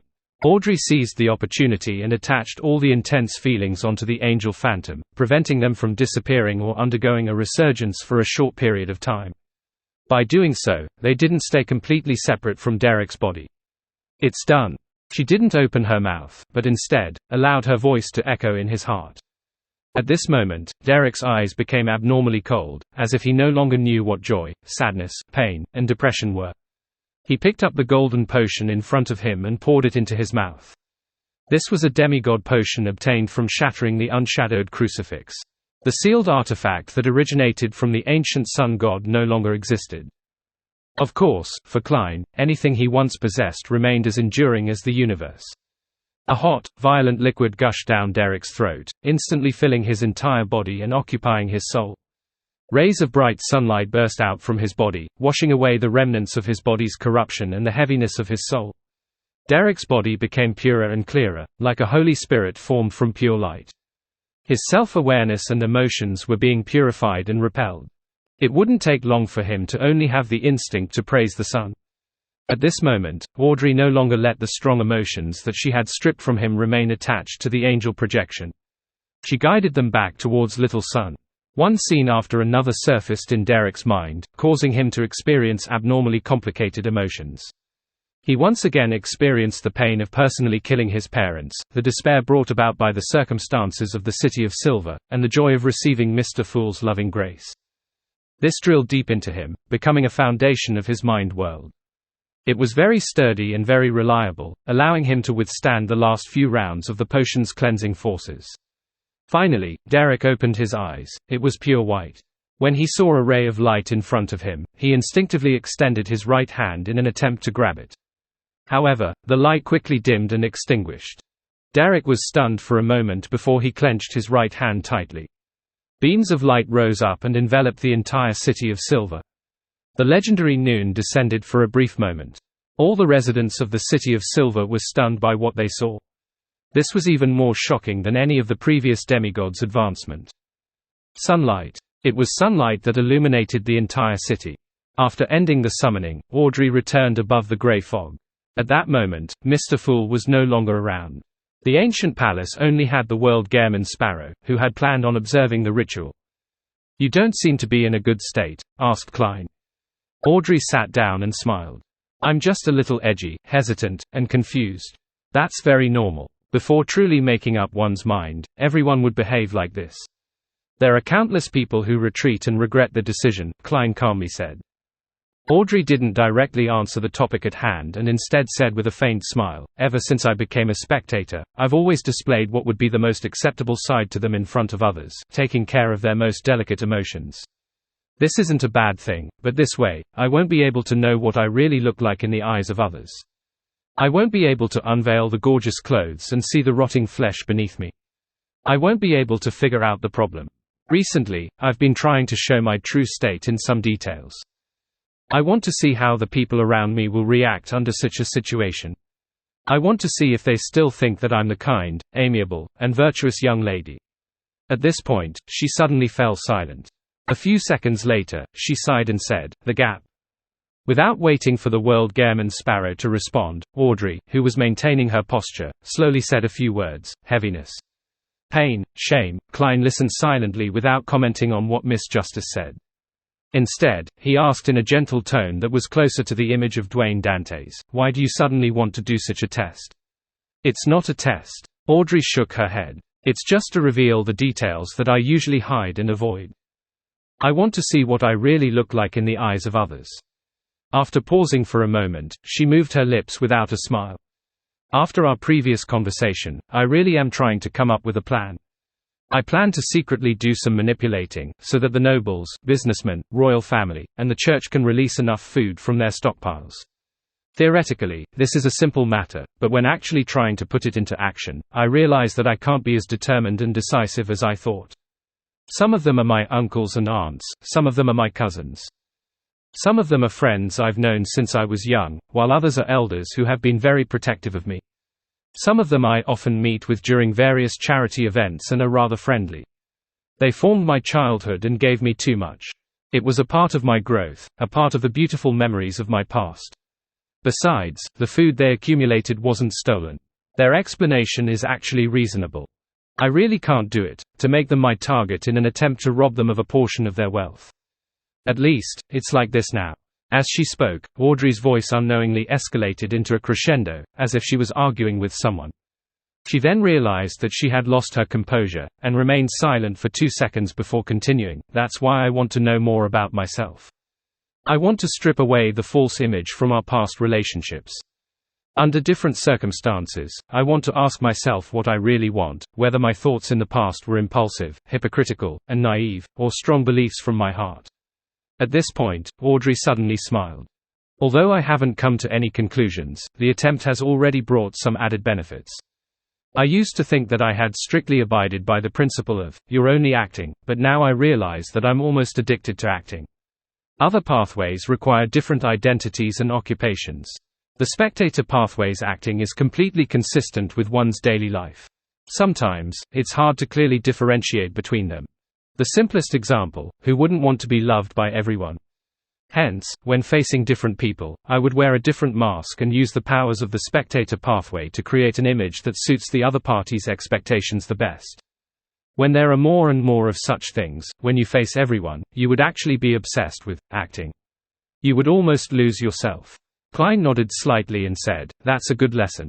He didn't comment on Miss Justice's prior words. After a moment of silence, Audrey slowly said, "During this period of time, I've read the Eastborough investigation report that my father hired someone to do. I've experienced many different things.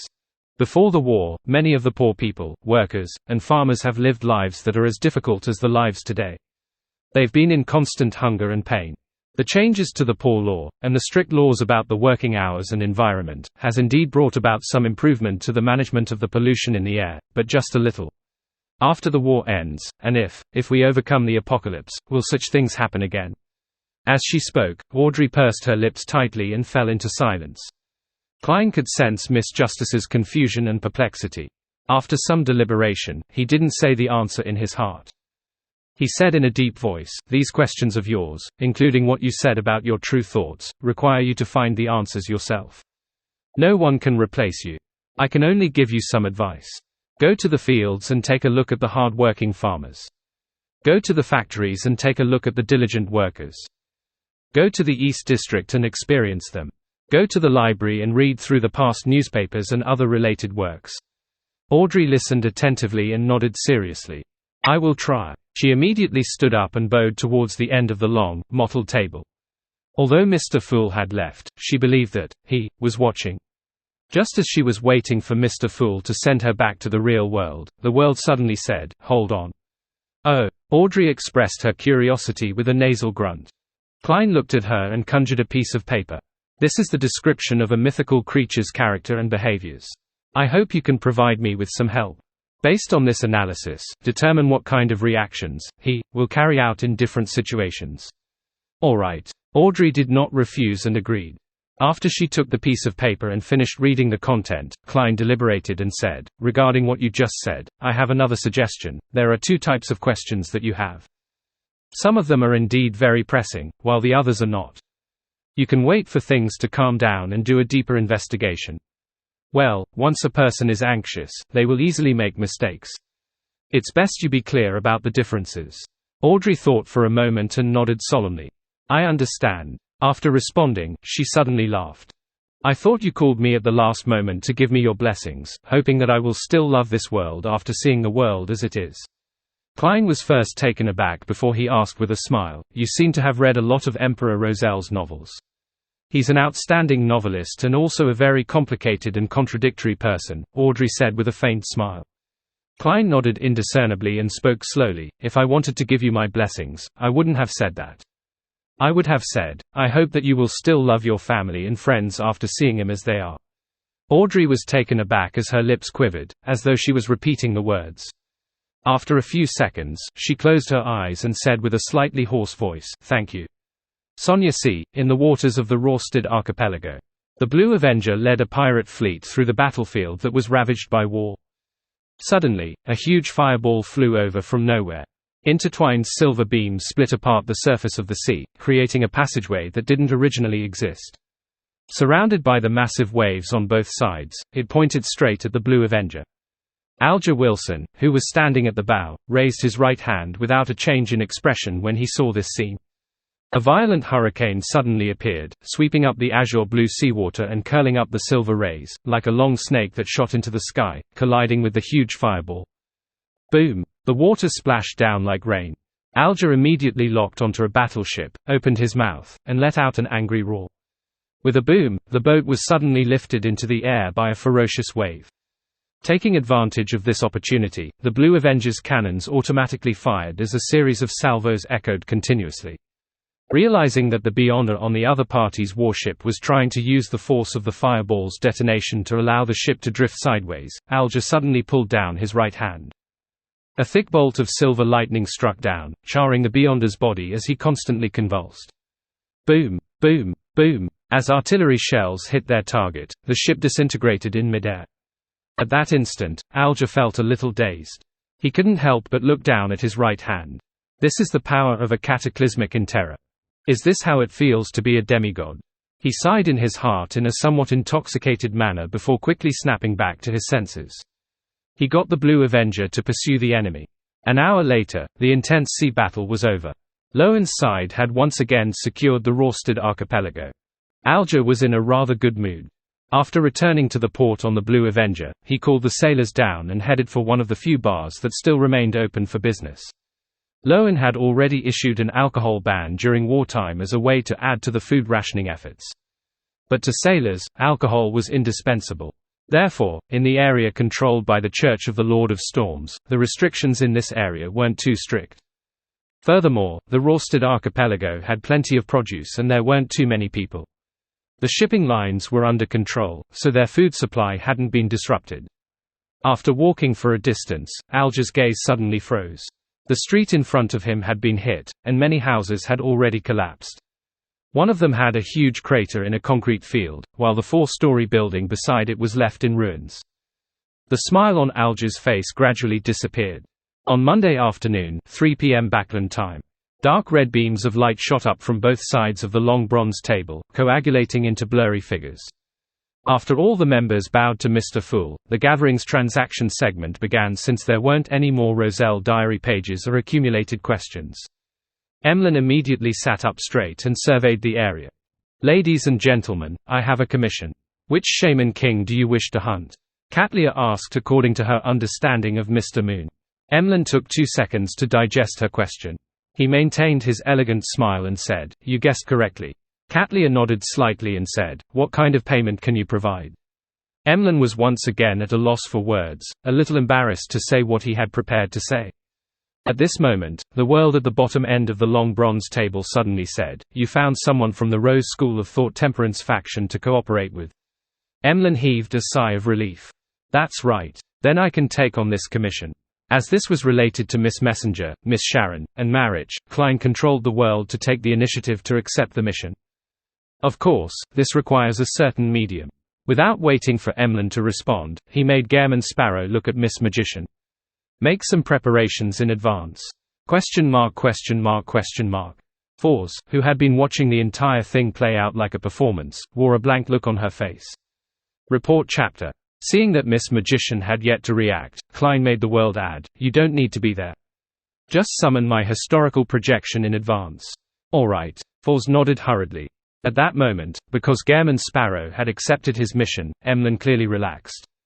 From what he knew, this meant that the success rate of the matter had skyrocketed. In the next second, the world looked at him and hoarsely asked, "What kind of payment can you provide?" Emlyn fell silent for 2 seconds before saying with his eyes darting upwards slightly, "Once I become a Shaman King, I'll provide a free promise on similar matters. Also, I only want the Shaman Kings beyond a characteristic. The members of the Rose School of Thought Temperance faction should have a clear goal. The rest will be yours." Mr. Moon isn't very stolid. He doesn't have much confidence. Through his actions and words, Audrey came to a conclusion. This fellow, Emlyn, has learned how to use consumption loans. Klein secretly laughed and made the world indifferently reply, "It looks like you can only afford a demigod like me. If Mr. Moon can provide a large amount of food, I don't mind participating." Justice Audrey mumbled inwardly. However, she didn't need to say anything to know what Mr. Moon would say. Why would we Sanguine be hoarding so many snacks? To the Sanguine, their staple was the blood of humans with abundant spirituality. Bread and meat products were all non-essentials. Seeing that the world Gehrman Sparrow didn't reject his offer, Emlyn secretly heaved a sigh of relief. "What other requests do you have? I'll try my best to fulfill them." Gehrman Sparrow thought for a moment before saying, "Give me a mystical item or a sealed artifact that can greatly increase the wielder's spirituality for a short period of time." This was for Miss Magician, allowing her to maintain the historical void projection for a few more minutes. And there was no doubt that the Moon Domain had such beyonder powers. For example, the Scarlet Scholar could create a full moon state, allowing their spirituality to be enhanced.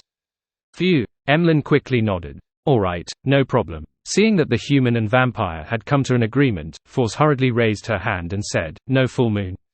That way, ignoring the enhancement of her spirituality, she would be considered lucky if she didn't die on the spot. After all, the higher the sequence, the clearer one could hear Mr. Dawes' ravings. Fors had long since advanced from Sequence 6 Scribe to Sequence 5 Traveler.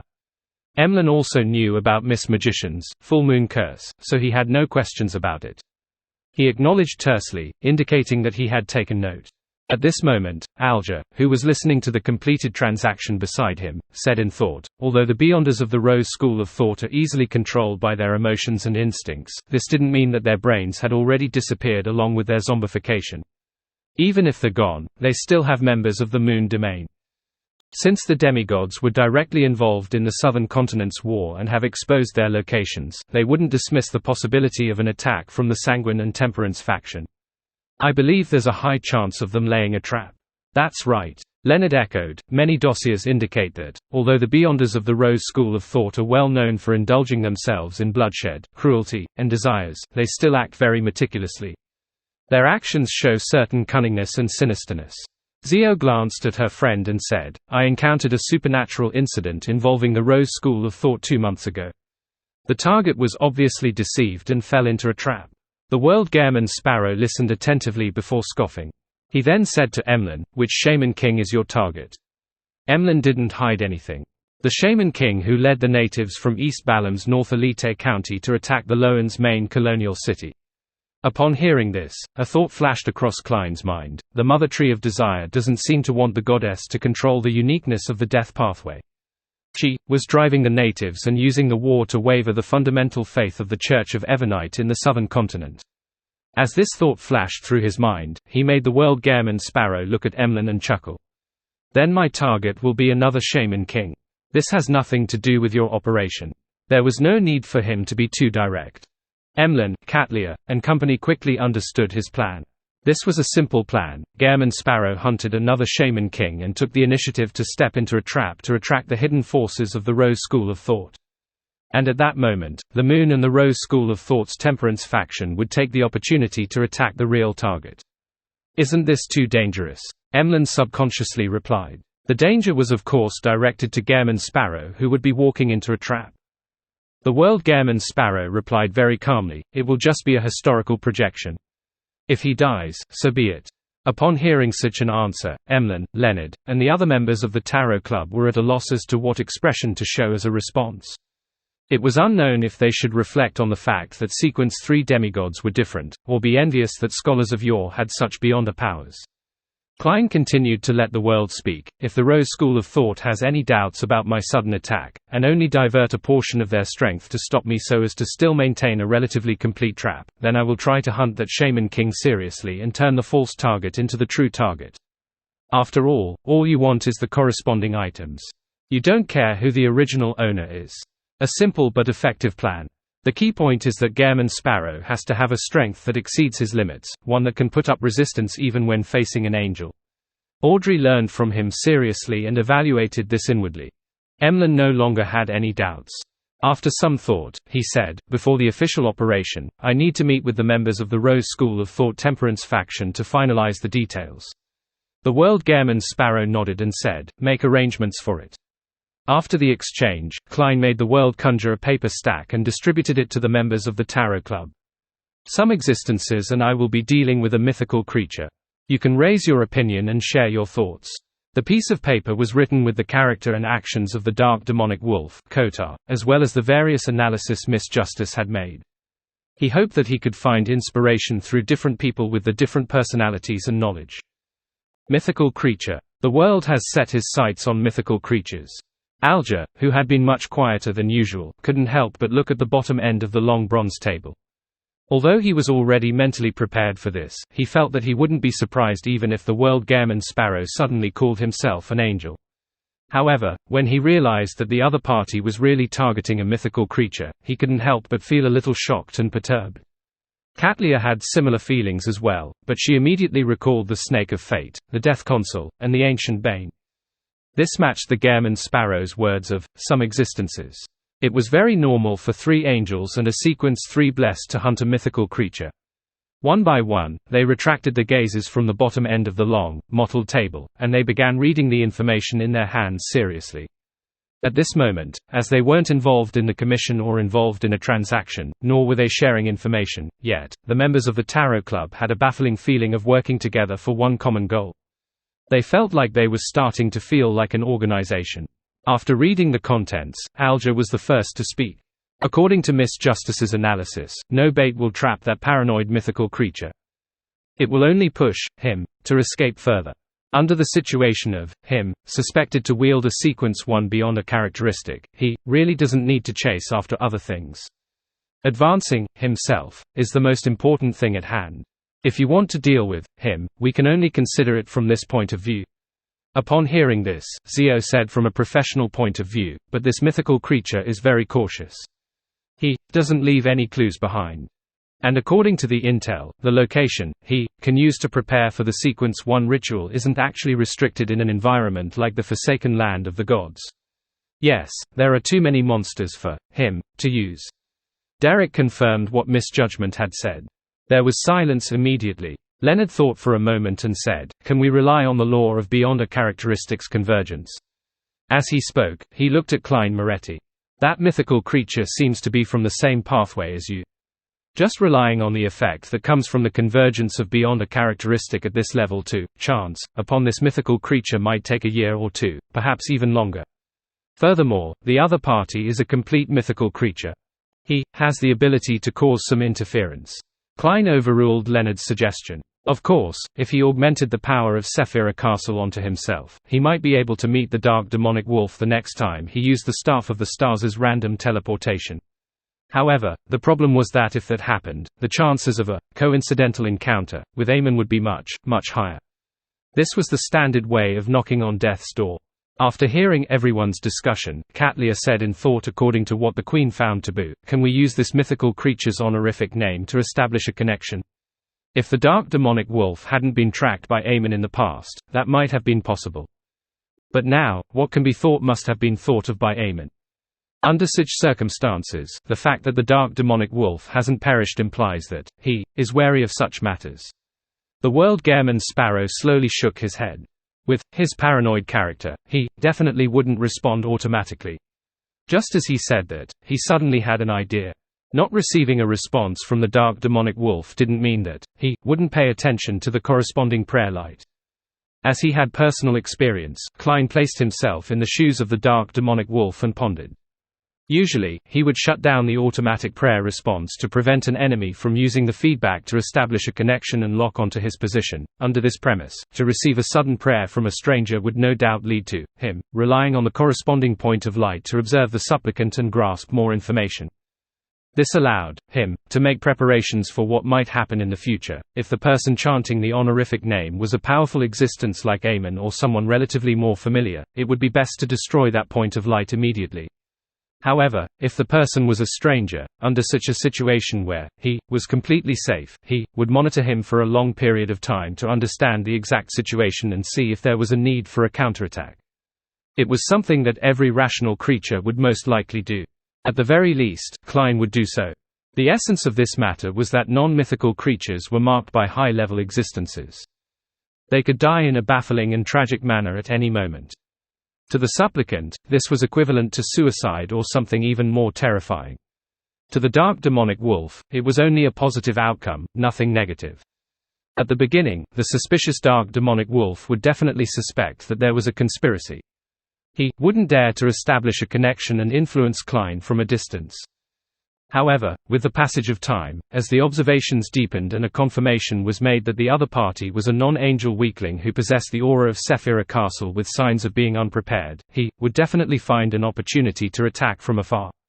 At the time when Klein was most unprepared, he would mark the prayer light and deal a remote attack.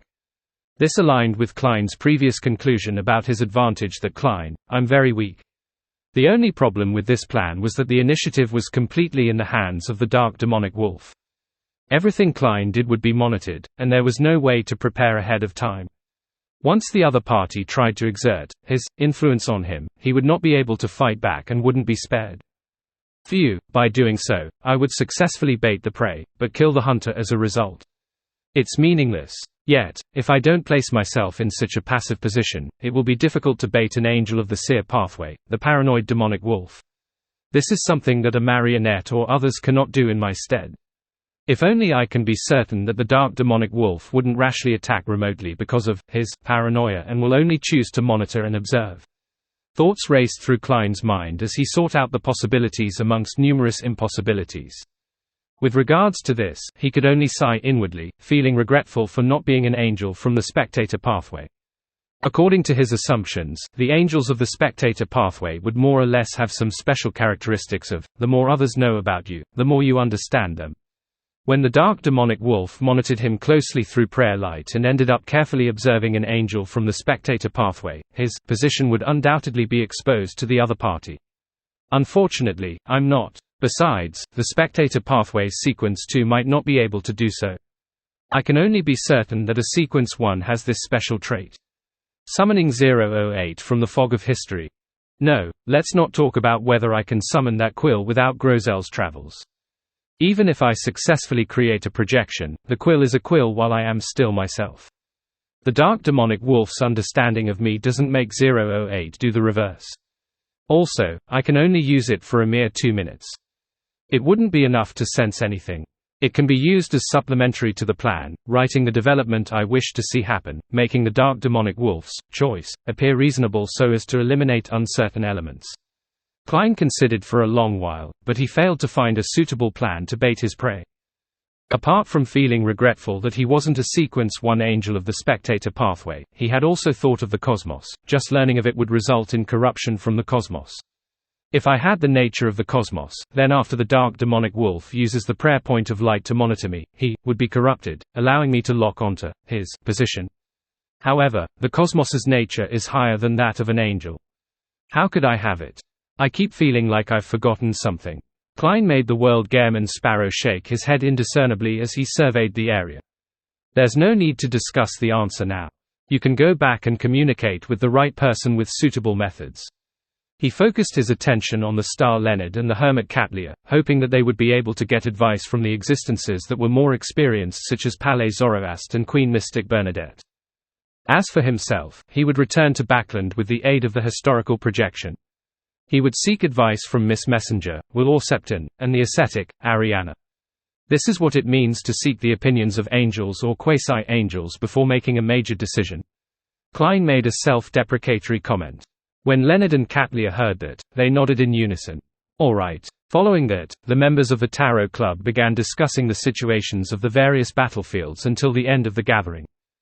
After returning to the real world, Leonard, who was resting in St. Samuel Cathedral's basement, spoke in a low voice, explaining all the questions that Klein had posed to him and said, "Old man, do you have any suggestions?"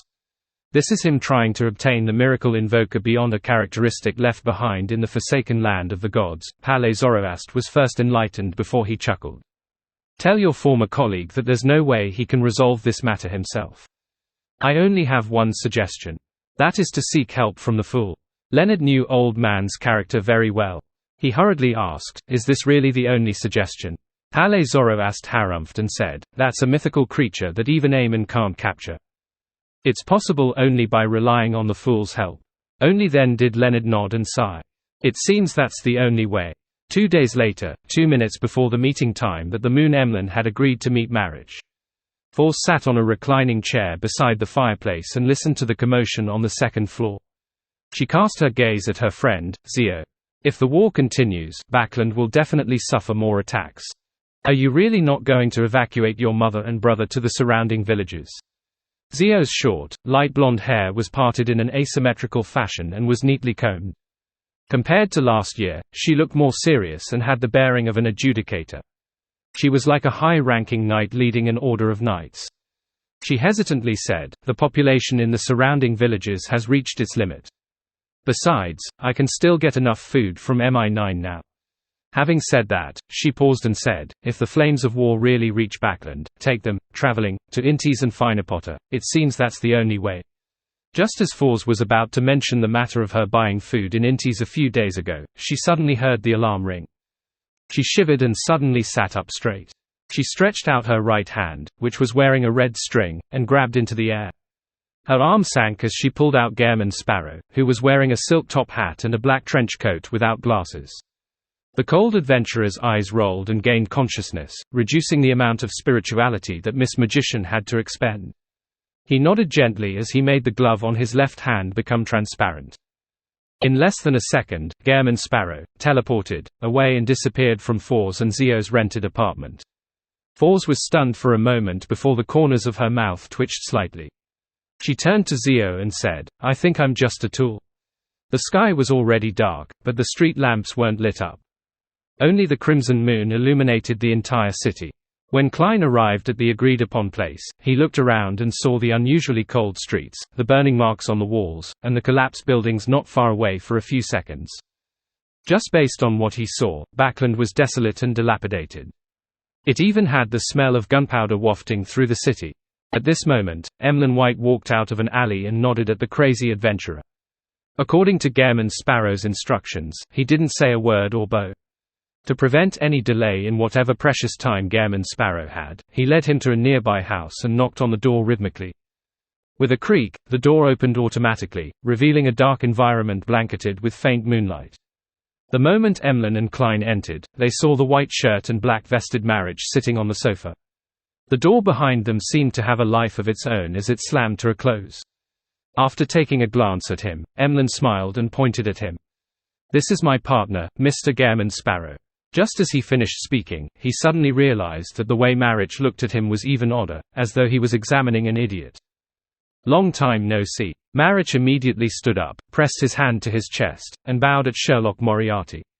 Since the other party didn't appear in the image of Sherlock Moriarty, he definitely wouldn't take the initiative to mention such matters. "Long time no see." Klein took off his hat and surveyed the area. "Miss Sharon, please come out for the discussion. I have limited time." As he spoke, he took out a silver adventurer's harmonica and blew into it. A figure wearing a dark and complicated long dress holding 4 blonde, red-eyed heads walked out from the void. The messenger summoned by the harmonica's historical projection was an objective existence.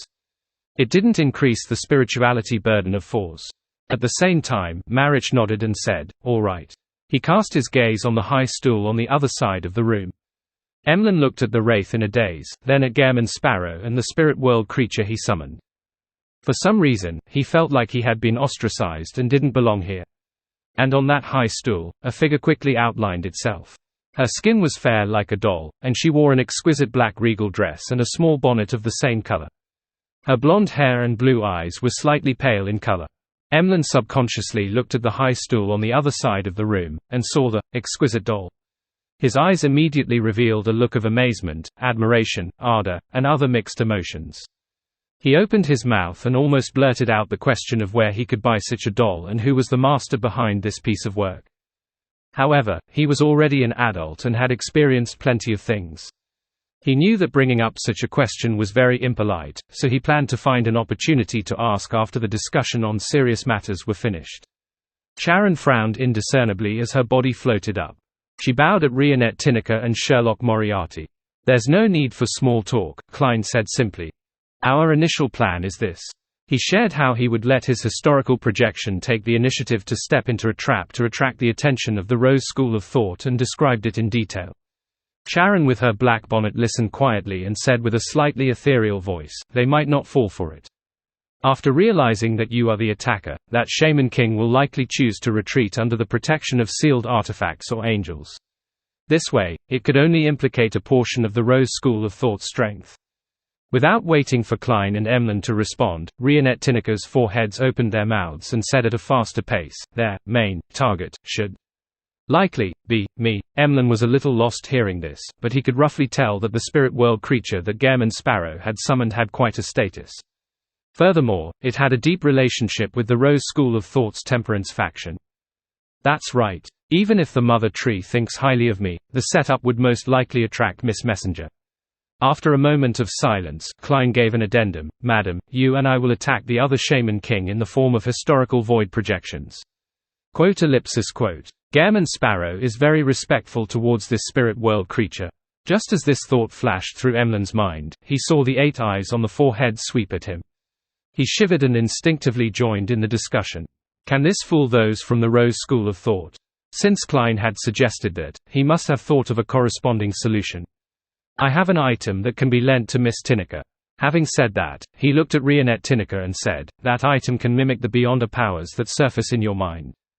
I hope you can use it to summon your past self, then move yourself into a concealed state and inject your consciousness into the projection. This way, the Rose School of Thought won't be able to discover anything abnormal in a short period of time.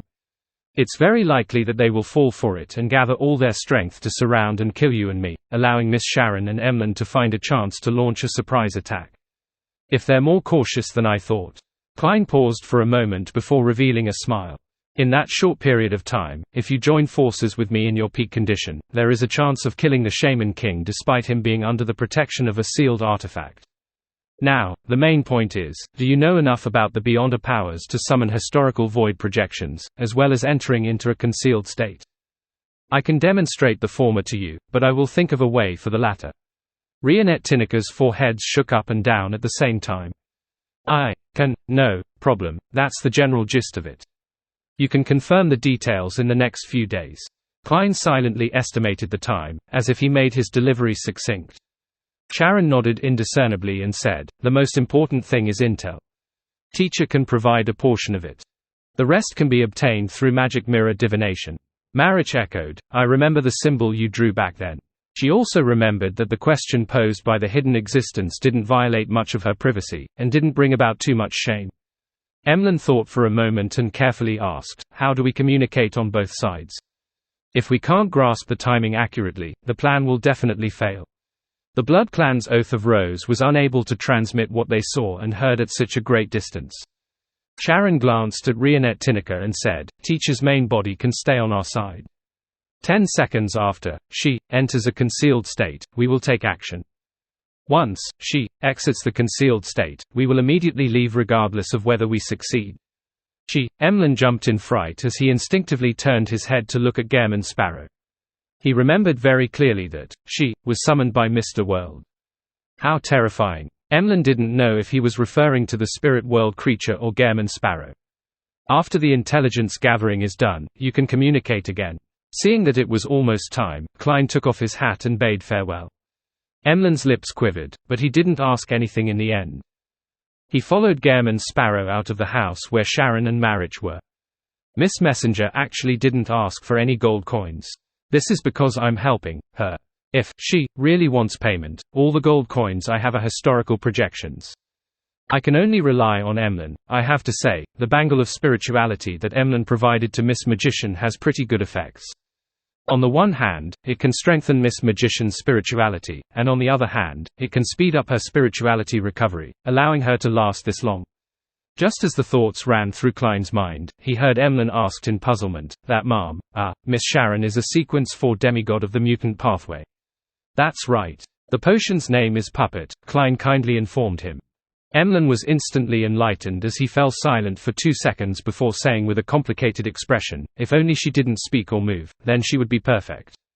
If it wasn't for the fact that a clown could be described as a master in terms of expression management, Klein nearly spewed a mouthful of water at Emlyn. He thought that the other party would praise Miss Sharon's beauty and doll-like characteristics, showing his infatuation and fervor, but in the end, "I can't understand what's on this fellow's mind." After controlling his urge to spew out whatever was in his mouth, Klein sighed inwardly. Emlyn glanced at him and seemed to have guessed what he was thinking. He scoffed and said, "Which 2 things do you like the most?" With Gairman Sparrow's character, he wouldn't have answered such a mundane question. However, he was still Sherlock Moriarty, a friend of the vampire in front of him. After some thought, he walked into the alley and casually said, "Money and delicacies. Then, I'll give you a stack of edible gold pounds. Would you like it?" Emlyn asked further as he walked beside Gairman Sparrow without any fear of the crazy adventurer like Miss Magician. Klein imagined it and felt that this would taint the value of the gold pounds, but also cause the delicacies to lose their attractiveness. Hence, he slowly shook his head. "So," the corners of Emlyn's mouth curled up. "Although I also like exquisite, beautiful dolls and pure girls, if they were to combine together, it would inevitably make me find it a little odd. Yes, I believe that every doll of mine has their own character and story. If they suddenly come to life and not be like what I imagined, I would be very disappointed and worried. Of course, if I had the chance to obtain the puppet potion and sprinkle some on all my puppets, I might try it." As Emlyn spoke of his contradictory thoughts, he acted like a philosopher. If Miss Justice were here, she should be able to analyze Emlyn's mental state from such a reaction. Before he could respond, Klein's figure instantly faded and vanished. In the rental apartment where Fors and Zio lived. In front of the fireplace, Fors leaned back against the reclining chair with a pale face. She pulled up the wool blanket covering her body and, with the help of cogitation, entered a deep sleep. 2 hours later, she woke up feeling energized, but there was still some fatigue on her face. This Miss Magician took a slow, deep breath and extended her hand again, pulling Gairman Sparrow out of the air in front of her. Half of her demigod-level records were the summoning of historical void projections.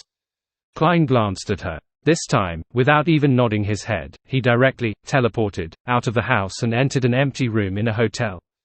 2 hours ago, he had been busy with Emlyn and Miss Sharon's matters. This time, he had returned to Backland for himself. Without wasting any time, Klein immediately took out the adventurer's harmonica and blew it. When Miss Messenger stepped out of the void once again, Klein recounted how he wanted to hunt the dark demonic wolf and finally asked, "Do you have any suggestions?" Rionette Tinniker's 4 blonde, red-eyed heads bobbed up and down at the same time. Sephira Castle. In essence, it's the same as Palais Zoroast's answer. Klein pressed curiously, "How?" "I don't know." Rionette Tinniker's 4 heads answered in unison. Klein silently exhaled and thanked her.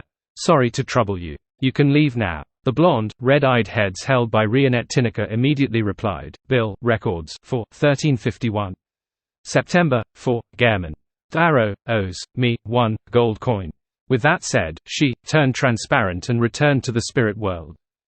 Klein was stunned for 2 seconds before he slowly took out his wallet from his inner pocket and picked up a paper crane. "I have some questions to ask of you," he wrote on the paper crane he carried with him.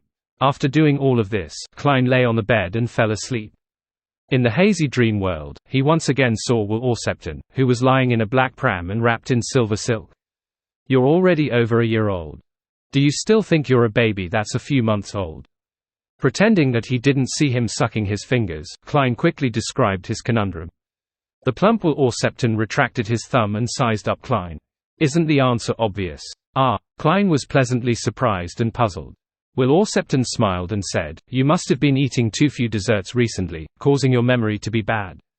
Do you still remember what happens to a beyond or below an angel of the fate pathway when they see you directly?" Klein's eyes lit up. After becoming a demigod and gaining some level of control over Sephira Castle, Klein was able to prevent its aura from permeating out into the real world and augmenting him. This made him stop considering similar problems. After all, this would result in abnormalities, causing him to be recognized by the Beyonders of the fate pathway at a glance. It was rather unsafe. And at this moment, once he received Will Orsepton's reminder, he felt that it opened up new possibilities. When I was only a subsidiary to Sephira Castle and only had the right to use it, the aura and projection of Sephira Castle made a saint of the fate pathway not dare to look at me directly. I was equivalent to a mythical creature in the eyes to the corresponding low and mid-sequence Beyonders. Now that I have initial control over Sephira Castle, there's a high chance I can make the effects better. This can affect angels who are complete mythical creatures themselves. Sephira Castle's level reaches that of Sequence 0 at the very least. Yes, according to my deductions, it might even be higher than Sequence 0. It has the trait that just knowing of it will result in corruption. Klein's mind whirred with activity as though streaks of lightning were flashing across his mind. He quickly made up his mind. After returning to the forsaken land of the gods, he would find the monsters in the depths of the darkness and do some experiments with the marionettes in the fog of history, so as to deduce if his idea worked. He smiled and said to the 1-year-old child in the black pram, "I understand what you mean. I'll get someone to send you ice cream soon." Will Orsepton, who was wrapped in silver silk, slowly turned his head and looked to the side. "No, there's no need. I've been eating too much ice cream during this period of time, and it's starting to affect my body's development." Klein pricked up his brows and asked, "Genuine, top-grade ice cream produced right from the Inti's capital, Trier? Give it to me next week." Will Orsepton hesitated before answering. With that said, the plump 1-year-old child turned around and buried his face into a tiny pillow in the pram. Due to the limited time Miss Magician had at maintaining the historical void projection, Klein didn't say anything else. Using his unique trait, he forcefully escaped the dream and woke up before getting out of bed. Right on the heels of that, he stretched out his right hand and repeatedly pulled at the air. 4 to 5 times later, his arm sank as he dragged out a woman wearing a simple linen robe with a tree bark belt. She was barefooted and had long black hair. She was a lady with average looks. The leader of the ascetics of the Church of Evernite, servant of concealment, Ariana. At the same moment, in Hillston Borough, in an apartment, Fours, who was sitting in a reclining chair, seemed to be pulled by invisible threads as she sat up abruptly. Her body straightened as the blood vessels on her forehead throbbed. She felt that her spirituality was like a flood that flowed towards the void in front of her, one that she couldn't stop no matter how hard she tried. She was on the brink of being sucked dry. In the next second, this sudden surge eased quite a bit, but it remained frightening. It wasn't something that she could handle now. In a hotel room, Klein spoke succinctly once he saw the historical void projection of Ma'am Ariana gaining sentience. "I plan on cooperating with others to deal with a particular shaman king of the Rose School of Thought." Ariana nodded gently, indicating that she understood, but she didn't give any suggestions. Seeing that the ascetic leader didn't give him any warnings, Klein felt a lot more at ease with the plan to hunt the shaman king. He then said, "I've been planning on targeting the dark demonic wolf recently." Ariana opened her mouth slightly and said, "Be careful. Did she mean to say that I shouldn't belittle the dark demonic wolf, Kotar?" Just as he was about to ask a question, his consciousness suddenly blurred. He saw the woman opposite him and his reflection in her eyes fade away as they quickly disappeared. Thud. Fours collapsed into the reclining chair as her facial muscles twitched slightly. "This is more tiring than writing all night long." She gritted her teeth and tried cogitating to fall asleep. Extreme exhaustion might sometimes paradoxically cause insomnia to a person. In the forsaken land of the gods, near Noi's ancient city in the north, there was no one in the dark wilderness. With the lantern emitting a faint yellow light, Klein circled around to confirm his surroundings. Then, he found a rock and sat down, no longer shielding the aura of the grey fog from seeping into reality. On this foundation, Klein consciously strengthened the projection that Sephira Castle placed on him. After he was done with his preparations, he quickly turned a monster hidden in the darkness around him into a marionette. The marionette walked out of the darkness. Under the illumination of the lantern, it approached Klein and cast its gaze on him. In the eyes of this monster marionette, other than the coated and hatted Klein having deeper, more profound eyes, his temperament had also become even more indescribable. There wasn't much of a difference from before. After repeatedly testing the different types of monster marionettes, Klein confirmed that ordinary people, or most Beyonders, were unable to discover that he had the aura of Sephira Castle on him.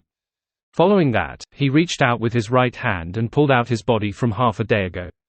He controlled the rather dull historical projection to cast his gaze over. This time, Klein saw a layer of grayish-white fog covering his body. Its interior was shimmering with light, but it didn't reveal its actual appearance. He then removed the projection's support and attempted to pull out marionettist Rosago and other Beyonders of the Seer pathway to repeat the experiment. Yes, after enhancing the projection, Beyonders of the Seer pathway can directly discover something abnormal. However, those below the level of an angel can at least confirm that I'm related to Sephira Castle. There's no way to directly see the strange door of light, which is also the projection of Sephira Castle. This outcome wasn't too surprising for Klein.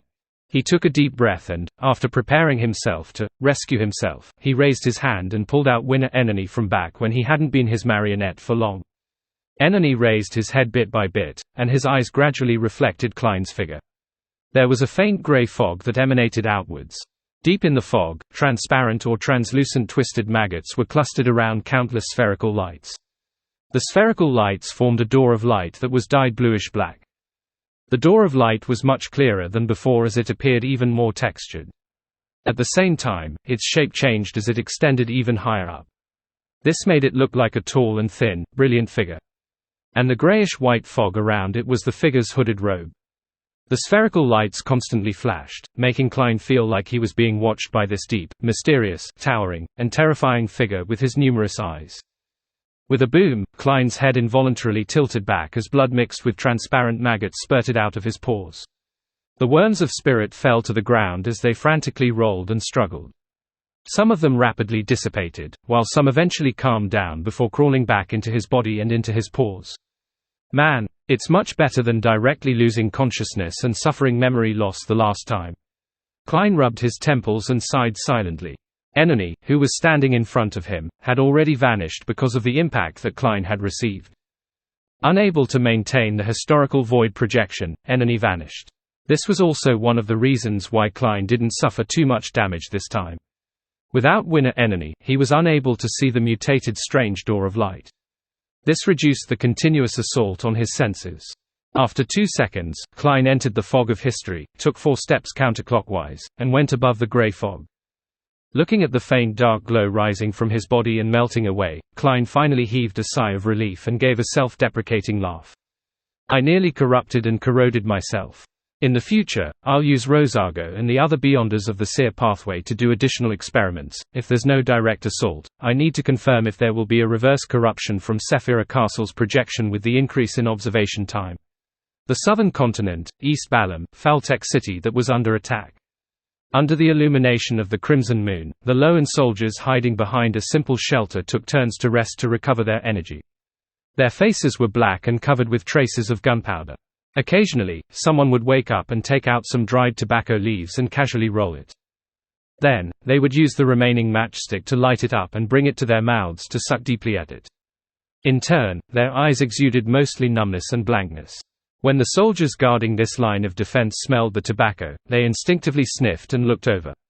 "Do you still have any more tobacco leaves?" a soldier with a rifle asked his companion in a low voice. His comrade shook his head. "I've already finished smoking it. I don't know when the next batch will arrive. I'm going crazy without the tobacco." The soldier who first spoke gestured outside the shelter with his chin. "Do you see that? There are so many corpses, so many hands and feet. They all belonged to living people." Before the sun set, the resistance had launched a fierce attack by feverishly storming the various defensive lines at Faltech City. Their disregard for their own lives frightened the Loan soldiers and servant army who had been guarding the city. They almost had victory at hand, but ultimately failed to break through the critical line of defense. They left behind copious numbers of corpses before receding like the tide. His comrade fell silent for a moment before saying, "Maybe tomorrow or the day after tomorrow, we will be joining them." Having said that, he looked up at the crimson moon and said in a dreamy voice, "I wonder how Backland is. I haven't received a letter from home in a long while. I wonder if they have enough food, or if they can find a doctor when they are sick." The soldier who had wanted to smoke was about to curse at the damn war and the damned enemy when his eyes suddenly widened. Trembling, he raised his right hand and pointed ahead. They're alive. One by one, the soldiers looked over and saw that under the crimson moon, the dismembered corpses that the resistance had left behind were beginning to crawl up one by one, swaying as they tried to approach the defense line. In the distance, a mysterious hooded person in black robe with embroidered crimson patterns stood behind the resistance and spread out his arms slightly. The spirituality of the entire battlefield was rapidly being nourished. Ever since the war became prolonged, the Loan soldiers had seen countless unnatural phenomena. It happened so many that they were somewhat numb to it. However, the scene of the dismembered corpses crawling up remained a shocking scene. It left them horrified and confused. They felt as though they were unable to survive the impending disaster, and would eventually become zombies. Of course, there was a reason why they were able to maintain their morale after seeing such unnatural phenomena. Just as they were feeling extreme fear, a series of chants sounded from behind them. Lacking clothes and food, they have no shelter in the cold. The Evernite did not forsake them, but bestowed them with love. 1. The holy and sympathetic prayer reverberated across the entire defense line, causing the fear in every soldier to quickly dissipate, their bodies and minds turning tranquil. Then, a number of the soldiers followed orders and moved out cannons covered in silver patterns. They adjusted the muzzles and aimed at the dismembered corpses that were rushing at them. Boom, boom, boom. Sparks flew as shells landed in different spots on the battlefield, exploding and emitting a thick darkness. The dismembered corpses collapsed, the strength within them vanishing, otherwise, they were directly destroyed, returning to their eternal slumber. The mysterious black-robed man behind the resistance army raised his arms upon seeing this, as though he was hugging the crimson moon. At that moment, his body suddenly turned incorporeal, his body dyed a faint red as he transformed into a hazy ray of moonlight. The moonlight shattered instantly, turning into red scales before dissipating in place. Moonlight transformation. This was beyond a power that a Sequence 5 Scarlet Scholar of the Apothecary Pathway possessed. To a Sequence 4 Shaman King, it was almost instinctive. And at the spot where the Shaman King had been, a figure quickly outlined itself. It was a huge cloth doll. It had blonde hair and bright red eyes, and wore a long black Gothic dress with countless mysterious patterns engraved on it. Swirling around it was sinister vines. Its skin had a luster that no human should possess. Rionette Tinica. She had used the Staff of the Stars to summon herself back when she was in perfect condition. Of course, the Staff of the Stars that was lent to Miss Messenger was the real one. Klein had brought it back to the real world from above the grey fog ahead of time. If that wasn't the case, it would be equivalent to Klein's historical projection summoning a Staff of the Stars projection. Then, the projection of the Staff of the Stars would summon Rionette Tinica in her peak state. The whole burden would be placed on Fours, causing her spirituality to be quickly drained. A solution to this problem was to temporarily lend the actual Staff of the Stars to Rionette Tinica. The draining of spirituality would be borne by this ancient bane. At the same time, Rionette Tinica was probably one of the existences that were the least afraid of the negative effects of the staff. As a key representative of the Temperance faction, and as a puppet and a cloth doll, she could stop unwanted scenes from surfacing in her mind. And after changing into a concealed state, the Staff of the Stars could hardly affect her historical void projection. The peak state Rionette Tinica had attempted to sneak closer to directly possess the Rose School of Thought's Shaman King and instantly end the battle. However, the other party had discovered the danger ahead of time. Using the moonlight's illumination, he was one step ahead of the Wraith's possession. Amidst the crimson glow that enveloped the ground, red scales rapidly reformed into the black-robed, hooded Rose School of Thought Shaman King. His eyes were closed eyes tightly, not daring to look at the ancient bane opposite him. At the same time, on the other side of the battlefield, a figure rapidly appeared. It was none other than Gehrman Sparrow, who was wearing a black trench coat and a half-top hat. He had a transparent glove on his left hand as he raised his right hand and snapped his fingers. Scarlet flames rose up from various parts of the battlefield, as if they were announcing the beginning of a grand performance. Just as the Shaman King finished reforming, he reached out his left hand and tore apart the clothes on his chest. At that moment, Rionette Tinica's bright red eyes reflected his figure. If things went as expected, the Rose school of thought Shaman King would have transformed into a rabbit or a goat in the next second. He would lose most of his characteristics and beyonder powers, but his body only emitted a faint glow without any change. His exposed chest revealed a long, thin brown puppet which was embedded there. The puppet seemed to grow out of the Shaman King's body, its body connected to his internal organs. Its eyes and mouth were like crescents. The surface of its body was grown with dried flowers and withered grass, giving off an indescribable bizarreness in the moonlight. Suddenly, the puppet was dyed red as though it was soaked in blood. It immediately turned into a pool of mud that surged into the organs of the Shaman King. Amidst the mud, an arm stretched out. Its surface was flowing with a black sticky liquid that kept protruding out with strange objects. Some were skulls, some had barbed tongues, while others had three-dimensional eyes. Abomination Sewer. This Rose school of thought's leader, an existence at Sequence 1, had crossed the vast distance and descended with the help of prior arrangements. That evil aura instantly caused the surrounding members of the Rose school of thought and supporting members to either die, mutate, or wildly attack their comrades. Apart from the Shaman King, no one was spared. West Balam, in a port city. Shaman King Klarman, who wielded the highest authority here, stood at the top floor of a cathedral that once belonged to the Church of Evernite as he looked down at the sparsely lit city. In a house not far away, Emlyn White glanced at the doll-like Sharon and took out a bronze box with many ruby gems embedded in it. Inside the box was an eyeball-shaped glass sphere. It was a sealed artifact which Emlyn had requested from the Sanguine, known as the Vision of White, an artifact of the Sun Domain. It was very effective at dealing with the mutant pathways demigods and Shaman Kings. It could even be considered able to restrain them in certain aspects. Of course, it wouldn't feel any sense of pity and kindness just because Emlyn and Sharon were beyonders on its side. Upon seeing Sharon nod slightly to indicate that there were no problems, Emlyn's body phased away as the moonlight that shone into the room, and he disintegrated into a series of colorful red scales. At the apex of the nearby cathedral, Klarman was pacing back and forth with his puffy, black and white hair. He sneered at the city's nighthawks and mandated punishes for moving the low-end citizens and all the sealed artifacts away ahead of time. If the group consisted only of beyonders, it wouldn't be impossible to escape, but with so many ordinary people, how can you effectively move without being noticed? There's no need for me to send people to track you. Simply locking down the surrounding docks and food supplies is enough to break you down without my interference. As he muttered silently to himself, this Shaman King, who had been active in the southern continent since the early Fifth Epoch and was even suspected to be dead, cast his gaze out the window and stared at the crimson moon high in the sky. Previously, the abnormal phenomenon of the crimson moon turning white made Klarman feel the anger of the primordial moon. He had always felt uneasy and disturbed. He had become a primordial moon believer over time while researching natural interactions, secret deeds, and other mysterious knowledge. Normally, it was relatively easy for a Shaman King to live 1,000 years, but later on, his physical condition waned, an irreversible form of aging and the decay of his spirit body. Therefore, 1,200 years was commonly the natural limit of Shaman Kings and Sanguine Earls. To continue living, one could only rely on various methods to survive. For example, sealing oneself and sleeping in a coffin deep within a castle.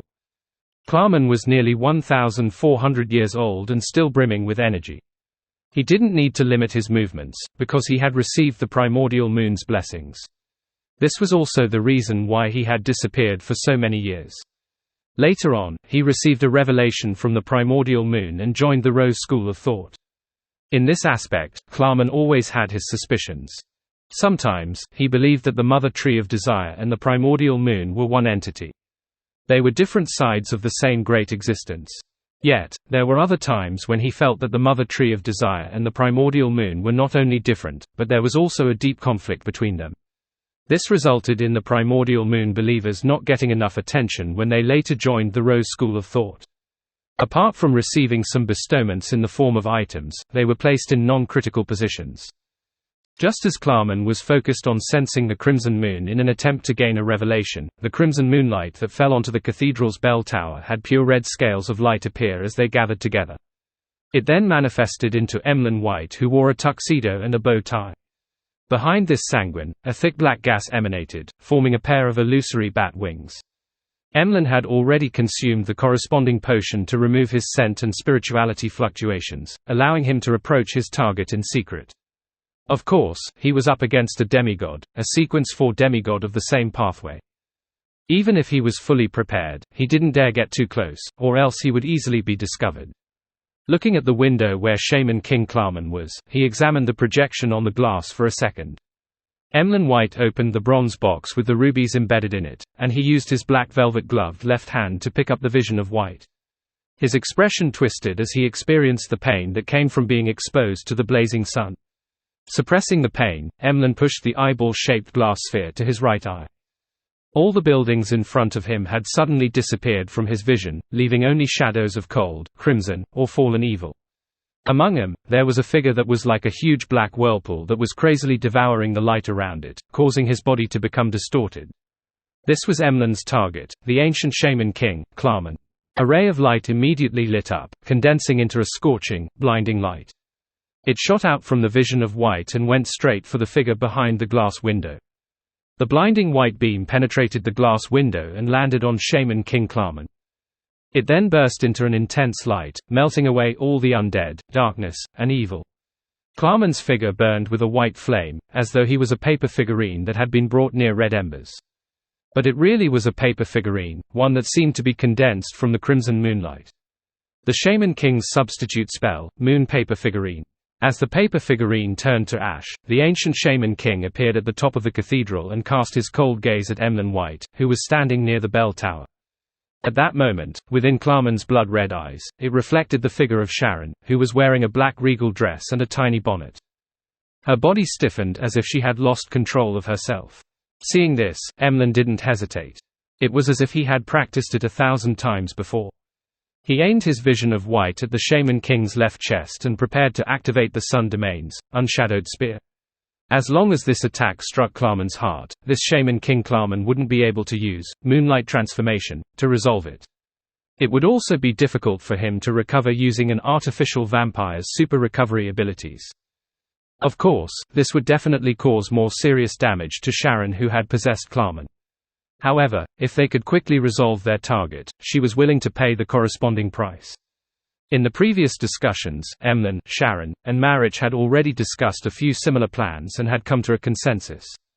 This was also the reason why Sharon didn't restrict Shaman King Klarman by tightening his clothes. Compared to a wraith's possession, that was easier to resolve for the opponent who could use Moonlight Transformation. As for whether Klarman would be ashamed of running naked, the answer from the magic mirror was no. Taking all these under consideration, they eventually chose to let Emlyn White attack the target, so as to deplete his moon paper figurine to create an opportunity for Sharon to possess him. The transparent glass sphere in Emlyn's hand glowed once again, extending out into a blazing spear that had turned extremely white. But at this moment, Klarman, who was standing at the top of the cathedral, suddenly underwent a transformation.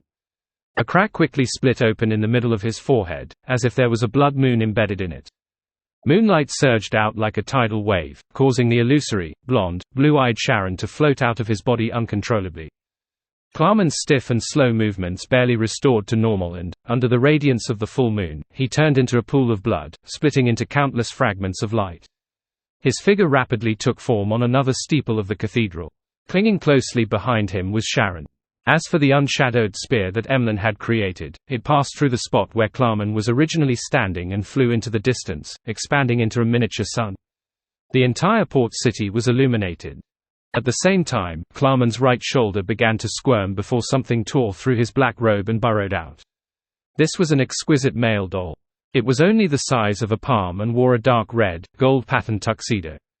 Its eyes had been dug out, leaving behind 2 black holes. The puppet sat on Klarman's shoulder and raised its hands, tapping all its fingers as though it was playing an invisible instrument. Sharon's figure was immediately ejected from Klarman's back, as though she suffered a serious repulsion. Emlyn felt his clothes tighten as they bound him tightly. His bowtie also came alive in a bid to strangle him to death. That doll was a Grade 1 sealed artifact given to Klarman by the Rose School of Thought. It was called the General of the Pupil-less Eye. It was an item formed by a Sequence 4 demigod of the mutant pathway who had suffered a sudden death due to an accident. It had a living characteristic and could possess objects with spirits and awaken objects that didn't according to its wielder's will. However, the wielder needed to feed it with their flesh and blood, otherwise, it would gradually grow its eyes. Once this sealed artifact was in a good condition, it would transform into an evil spirit that chased after its original owner while abhorring all humans. When Emlyn heard the sound of his bones crying in pain from the burden, the vision of white that was burning his soul emitted a bright glow, turning the surrounding area into a land without shadows or evil. The effects of General of the pupil-less eye had on his clothes were severed. However, at that moment, Klarman had already indiscernibly muttered a particular word with a cruel smile. He reached out his hands and pulled out an illusory door with many mysterious symbols engraved on it out of thin air. This was the Door of Summoning. The Moon Pathways Sequence 3 was Summoning Master. Under the illumination of the full blood moon, on his forehead, Klarman, who was only at the Shaman King level, was able to complete a summoning. However, because of this, there was a certain change in his overall aura. He had lost a lot of his rationality, and his madness had deepened. Amidst the illusory creaking, the Door of Summoning opened up a crack. In the gaps, 2 human palms reached out. The skin had no luster to it, and they lacked texture. They were like a most inferior cloth doll. Outside Faltech City, the Rose School of Thought believers and followers who had originally planned on attacking the Loan Army's defense line after the Corpse Horde's attack had begun to kill each other, their rationality completely gone. Some of them, who were originally ordinary people, bent their backs and grew grayish-black wolf fur. The corners of their mouths tore open as sticky saliva constantly dripped. Some of their skin was dyed black and had become as hard as steel. Some lost their hearts and fell to the ground, only to get back on their feet as though nothing had happened. Some of their bodies turned transparent, as if they had become shadows. The descent of Abomination Sua's aura had tainted all the living creatures in the vicinity, causing them to either break down and suffer a tragic death, or turn into werewolves or zombies. As a high-ranking Sequence 1, he could directly bestow the power unto his believers, but there was a time limit. However, this method might not be the hope of the Resistance. On the other side of the battlefield, over 2,000 meters away, behind the Loan shelter. Although the soldiers didn't see or hear anything, transparent blisters began growing on the surface of their skin, and their minds were filled with thoughts of venting all kinds of emotions and desires. It wouldn't take long for them to go mad one by one and turn into irrational beasts. Across this base, even to the interior of Faltech City, it would be a challenge to find humans who could still maintain their clarity of mind. Suddenly, they heard a chant. It was a chant formed from sacred and ethereal voices. This chant came from the Evernite Cathedral in the city. It was as though there were many choirs praising the goddess. The soldiers, citizens, and officers fell asleep one after another behind the shelter, inside the trenches, and on the streets. They dreamed of a tranquil darkness, moon flowers, and night vanilla. Their bodies and minds became extremely peaceful, and they were no longer affected by evil. In the Evernite Cathedral in Faltech City, the high-ranking deacon of the Nighthawks, the goddess's eye, Ilya, tried her best to maintain the dream that enveloped the entire city. She was unable to interfere with the demigod battle outside. At the same time, Klein and Rionette Tinnicker felt the change in the surrounding spirituality. It seemed to transform into layers of barriers that attempted to restrain them and restrict their actions. And in the bloody mud on the Shaman King's chest, a lump of squirming flesh covered in black sticky liquid drilled out right on the heels of Sua's arm, forming the body of this abomination. He was like a huge tree that had been splashed with oil. The extended branches were arms which had various strange objects protruding out. On the surface of the trunk that was covered in thick black liquid, bloodshot eyes kept rolling. It cleared the minds of the onlookers, turning them into rabbits, goats, and pigs. The dozens of arms rapidly extended outwards. Some of them sealed off the sky, while others burrowed into the ground. The rest either surrounded them from all sides or headed straight for Klein and Rionette Tinnicker. At the same time, Abomination Sua let out a roar that pierced straight into one spirit body. It caused the 2 targets to tremble at the same time, causing a certain degree of stiffness to rear its head. It made the crimson moonlight in midair become even richer, allowing a scene to appear on the red screen. The core to this scene was a mummy wrapped in a yellowing bandage. It had been pierced by countless brown tree branches and was suspended in midair. Its stomach bulged, and at times, different parts bulged and shriveled, as if it was giving birth to new life. The mummy's mouth was agape as it kept screaming. Although Klein couldn't hear any actual sounds, he felt pain resonating with his body and soul, slowly burdening him with the mummy's predicament. The chained god. The roar of Abomination Sua was formed from ancient Hermes words that exceeded the imagination of humans. It was essentially praying to the chained god and, he, had successfully received a response. The Mother Tree of Desire was unable to infuse too much power into reality. If one wanted to pray to her, and obtain feedback at the angel level, they required a large-scale ritual. Of course, the influence the Mother Tree of Desire directly exerted and, her, attention via the chained god had qualitative differences. The chained god was originally not a true god, but, he, had contained the mutant pathway's uniqueness and two sequence one beyonder characteristics, making him a king of angels. After giving birth to Abomination Sur, he even lost a sequence one beyonder characteristic. When he was completely overwhelmed by the Mother Tree of Desire, he similarly suffered a life of isolation. Therefore, regardless of the essence of the Mother Tree of Desire, the effect she had on reality was limited due to the indirect methods used. But no matter what, the trap targeted at Rionette Tinica was luxurious enough. As the projection of the chained god appeared, the entire land was dyed with a dark red color. Klein felt that his connection with the spirit world had been severed, and he could no longer use teleportation. His figure instantly leaped into a sea of flames. Taking advantage of the opportunity when Rionette Tinica was fighting against Sur, he reached his hand into the void and grabbed at different spots. Finally, Klein pulled out a silver-black jewelry box embedded with various gems. Then, without any hesitation, he opened the second level. Box of the Great Old Ones. This Grade 0 sealed artifact's second level could transfer all living beings within its range to a particular scene recorded by it. Report Chapter. The silver-black, three-tiered accessory box with many embedded gems quickly opened, revealing the interior of the second level. It was dark. Even the surrounding barriers seemed to blend in with it. It gave one the feeling that it was a pocket of infinite space. In an instant, the darkness lit up with countless resplendent speckles, as if they had transformed into a miniature cosmos, a miniature universe. These bright points of light rapidly spun as the surrounding scene changed several times in a second. What Klein expected was to move Abomination Sur, the Rose School of Thought shaman, and many of their followers to the ruins of the Battle of the Gods. By making them leave the southern continent, they wouldn't be able to immediately sense that Klarman had been attacked. This way, they wouldn't be able to provide any timely and effective assistance. However, the second level of the Box of the Great Old Ones had an element of randomness to it. The act of sending things to the designated scene succeeded a handful of times. Most of the time, the selected destination would suffer an unavoidable change. This was something that couldn't be influenced with luck, and at the very least, no one below Sequence 0 could do so. Therefore, when he opened the second level of the Box of the Great Old Ones, Klein didn't know what would happen. It was the same as not using any beyonder powers to cheat at gambling. He had to rely solely on observation to push out all his chips. This left his heart filled with anxiety. Of course, he wasn't too worried. No matter where the Box of the Great Old Ones brought him and Miss Messenger, it was impossible to harm him in any way. After all, Rionette Tinica was fake, the Box of the Great Old Ones was fake, and even he himself was fake. With this in consideration, even if he was thrown underground by the Box of the Great Old Ones and faced a terrifying corruption, Klein could instantly dispel the historical void projection, enter Sephira Castle to do a complete disinfection, and sever all connections.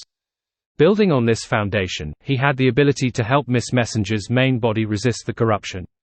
Since it wasn't directly experienced, through the layer of a historical projection, the outcome was relatively better. The only thing he needed to worry about was that the random scene selected by the Box of the Great Old Ones was where Miss Sharon and Emlyn were attacking Shaman King Klarman. That way, it would be equivalent to leading the main enemy force to head straight for his headquarters. This meant that they could only consider giving up on the operation, and he and Rionette Tinica would undertake the responsibility of helping all participants escape from the battlefield and escape the southern continent. The probability of this happening was very low, but he had to be wary. At that moment, due to the influence of Abomination Sur's aura, Klein's spirituality had frozen quite a bit. It seemed to bind his body and soul, but it still flowed into the Box of the Great Old Ones, maintaining its open state. In the blink of an eye, the scene in the second level of the Box of the Great Old Ones changed, revealing a tiny, vast sea. Klein, Rionette Tinica, Abomination Sur, the Hooded Shaman King, and many Rose School of Thought believers and subordinates saw endless yellow sand and the extreme cold of the night. Other than the projection of the chained god, all the living beings on the battlefield were instantly transported to a desert. As for the projection, due to the departure of Abomination Sewer, the connection was severed, preventing his powers from seeping into reality. Without the luxury of time to examine where he was currently, Klein dispelled the box of the Great Old Ones and snapped his fingers, summoning a scarlet flame as he constantly jumped within them. He had done so to avoid the attention of Abomination Sewer, as well as grab the opportunity to complete the summoning of the historical void projection. At that moment, he heard an extremely evil roar. His mind suddenly went blank, and he temporarily lost all his thoughts. The scarlet flames he was immersed in came alive as well and, like a cage, bound him to the ground. With just a roar and the influence of some auras, Abomination Sewer had already restrained him to a certain extent. If it wasn't for the fact that Rionette Tineke, who was in her peak condition, was his teammate, Klein's projection would have been helplessly executed. Perhaps his actual body would suffer certain effects. At this moment, the huge doll the size of a castle took a step forward and opened its tightly shut mouth. There was no sound, but the distorted wood that was covered in pitch-black liquid seemed to encounter a flood dike. It repelled backward and raised the arms with strange protruding objects. This was a curse that Rionette Tineke had been silently accumulating for a very, very long time. The root of the curse was the anger, hatred, and grudge that had emerged after she suffered an attack. However, Abomination Sewer didn't show any obvious changes. He only staggered a little and froze for a second before returning to normal. High-level existences were always able to restrain low-level beyonders of the same pathway. They could even exert a certain influence over space. And using this opportunity to escape the restraints of the flames, Klein used Creeping Hunger to flash to another side, avoiding the Blood Moon arrow created by the Rose School of Thought's Shaman King. He didn't dare to look directly at Abomination Sewer. He seized the opportunity and reached out with his right hand to pull out from the void ahead. This time, he didn't drag anything out. Klein continued blinking about and repeated his actions. Then, he successfully dragged out a figure. It was none other than the leader of the Church of Evernites Ascetics, the Angel of the Concealment Domain, Ariana, who wore a simple linen robe and a tree bark belt. My report from before worked after all. A thought flashed through his mind as he activated Creeping Hunger once again and teleported elsewhere. The eyes of Ariana's projection darted slightly as her eyes instantly turned dark and deep. Following that, she joined in the battle between Rionette Tineke and Abomination Sewer. With her help, Rionette Tineke, who was in a rather difficult situation and trying hard to create opportunities for him, finally managed to catch her breath. She didn't get possessed by Abomination Sewer, nor did she become a real doll. The Rose School of Thought's Shaman King showcased his well-rounded aspect towards the darkness and moon domains. He attempted to use spells like Abyss Shackles to restrict Klein's movement, but the short distance, blinking, was simply too effective. Without the projection of the Chained God and his influence of the surrounding area, and the interference of Abomination, Klein was like a fish in water. He was free and relaxed. He only needed to consider how to deal with his enemy's spells every 2 teleports. However, the Shaman King could hardly stop him in an effective manner due to the unpredictability of where he would appear next.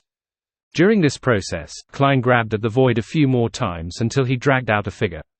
This figure had bronze skin, black hair, and brown eyes. His facial features were soft and his gaze was cold. He wore a deep black robe embroidered with golden thread.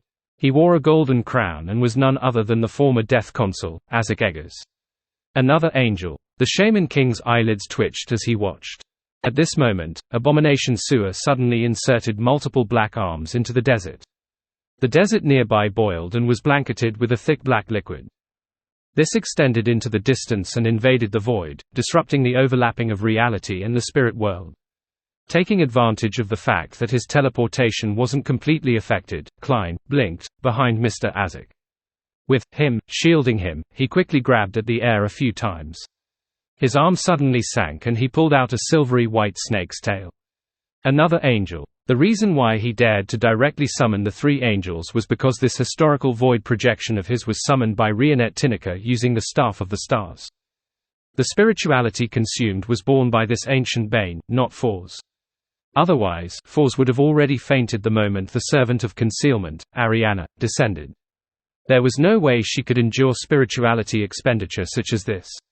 Force's purpose was to first summon Gehrman Sparrow's historical projection so that he had plenty of time to set up the ritual and bring the Staff of the Stars to the real world. Then, the maintenance of the historical projection would be dispelled, allowing him to return to the fog and have Rionette Tineke summoned another him. In less than 10 seconds, as Abomination Sewer had focused his attention on Rionette Tineke and subconsciously belittled Klein, leading him to not only losing the help of the Chained God's projection, but also being thrown from the state of being the one who had laid in ambush to the one being besieged by 4 powerful angels. Without any hesitation, this sequence one angel opened his mouth and chanted in ancient Hermes words. He had once again prayed to the Chained God. When the door of summoning opened in front of Shaman King Klarman, just the extension of 2 trembling hands was enough for a thought to abruptly flash across Emlyn White's mind. The other angel of the Rose School of Thought, the King of Curses, Barranca. This was information provided by Sharon and Marriage. Upon seeing this, Emlyn's mind tensed up. Without any hesitation, he waved his arm and threw the vision of White at the door of summoning. This was partly because he was experiencing a battle at the demigod level for the first time, so he couldn't help but overreact. On the other hand, he wasn't worried about losing the vision of White. After all, it belonged to the Sanguine. At worst, he would repay it in the future over time. At the same time, even without the sealed artifact, he still had other mystical items to use, such as Leymano's Travels. With the notebook, Emlyn could summon the unshadowed crucifix to replace the vision of White. After the eyeball-shaped glass sphere flew out, it continuously absorbed the light along the way, bringing with it extreme darkness. When it got close to the door of summoning, the vision of White suddenly exploded into an extremely brilliant glow. Like a blazing sun at noon, it enveloped both the hands and the door, melting away all evil, degenerate, darkness, filth, and undead auras. The full blood moon on Klarman's forehead was clearly affected. All the light beams were compressed to his side, preventing him from affecting his surroundings. Seizing this opportunity, Sharon's figure that appeared in midair distorted, turning into a human-sized puppet. This puppet was identical to Shaman King Klarman. It had messy, black and white hair and a pair of bright red eyes. As for Emlyn, he raised his left arm and revealed a translucent ring that was worn outside his gloved index finger. The ring seemed to be made of light red amber, and there was a blood-colored gem embedded on it. Lilith's ring. This was a ring personally made by the Sanguine ancestor, the ancient goddess, Lilith.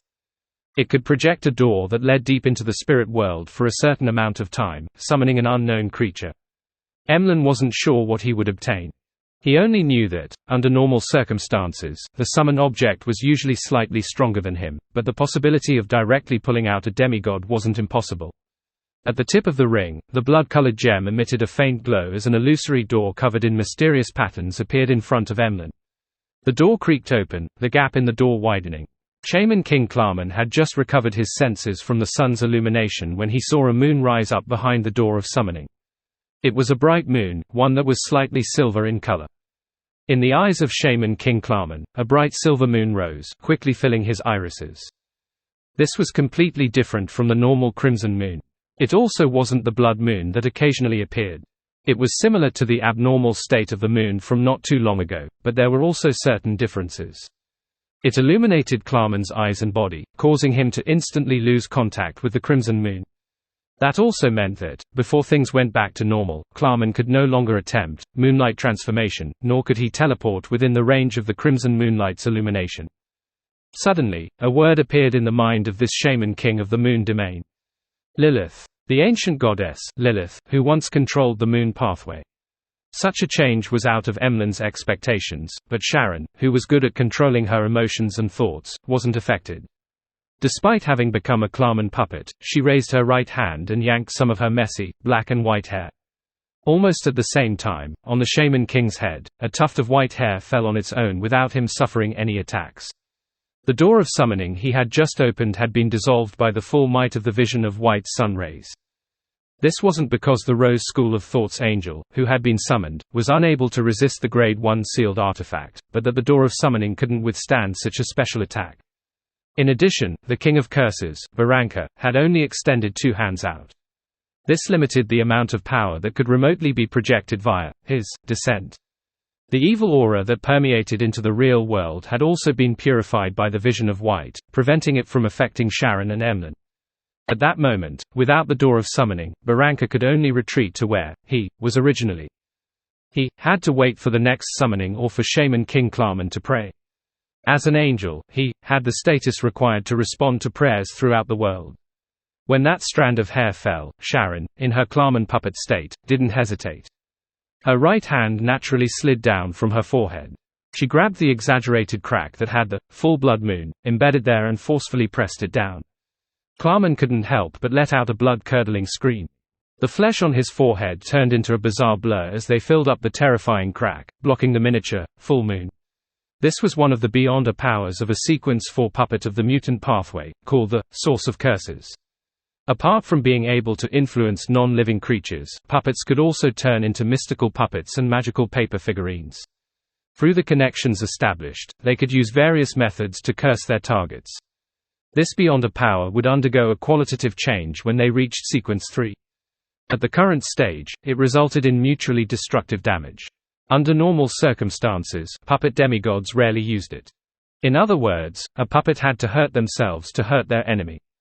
The reason why Sharon dared to do so was because she was certain that since both she and her target were at Sequence 4, as a wraith and zombie, she would definitely be able to withstand the damage better than a vampire. After knowing in advance that Shaman King Klarman had a Grade 1 sealed artifact, General of the Pupil Lesai, Sharon had never thought of truly succeeding with Wraith's possession. Her main goal was to use this method to establish a connection with Klarman to prepare for the subsequent curse. The tuft of hair she plucked symbolized the official start of the curse. Destroying the target's full blood moon on his forehead was to prevent him from establishing the door of summoning once again, which would lead to pulling a Rose School of Thought's angel into the battlefield. Of course, as a demigod, Klarman wasn't going to die so easily from a curse. In the past, he would be able to use moonlight transformation and illusory bats to weaken the damage brought by the curse. Then, via constantly moving at high speeds, he could avoid attacks while chanting the honorific name of a Rose School of Thought's angel. However, under the silvery white moon's illumination, his body seemed to freeze, preventing him from completing the series of actions. While Klarman's mind raced, the General of the Pupil Lesai puppet on his shoulder stood up and let out an ear-piercing scream. The glass windows around them shattered, transforming into bullets that shot towards the floating Sharon. Without anyone controlling the eyeball-like glass sphere, it flew up on its own, causing a gigantic pillar of light that had flames swirling around it to descend. The pillar of light enveloped Sharon, causing the surroundings to turn bright as though it was daytime. The General of the Pupil Lesai could influence ownerless mystical items, allowing them to help it. Amidst the flaring sun, Sharon, who had transformed into Klarman, showed clear signs of melting as her face contorted uncontrollably. Half the large number of glass fragments melted into the pillar of light while the other half pierced through her body. Klarman once again let out a tragic cry. It made Emlyn's body turn cold as his blood seemed to frost up. One bloody hole after another appeared on the Shaman King's body. He was like a candle that had been thrown into a furnace as he slowly softened and the oils from his fats dripped. Any damage from Source of Curses would be reflected onto the target. As a demigod of the Rose School of Thought, there was no doubt that Klarman knew of this. His action just now was to use this exchange of damage to force Sharon to stop the curse. The theurgical spells of the Sun Domain clearly dealt more damage to evil creatures that were the likes of puppets, wraiths, zombies, and werewolves than vampires, Potions Professor, Scarlet Scholar, and Shaman Kings. That was to say, the continuous, flaring sun strikes caused Sharon to dissipate, but it would only be able to severely injure Klarman. As for the demigods of the Moon Pathway, they had extremely strong self-recovery abilities. In just a second, Shaman King Klarman used his rich experience and deep knowledge of mysticism to accurately grasp the problem of the Source of Curses, and chose the most suitable method to see results in the shortest time possible. However, at that moment, having lost the vision of White, Emlyn White, who had summoned the strange moon, regained his senses. He took out a bronze-green hard-covered notebook and flipped it to one of the pages. A crackling sound could be heard as bolts of lightning appeared out of thin air, interweaving into a storm that emitted a strong destructive aura. Instantly, the Shaman King Klarman was swept in.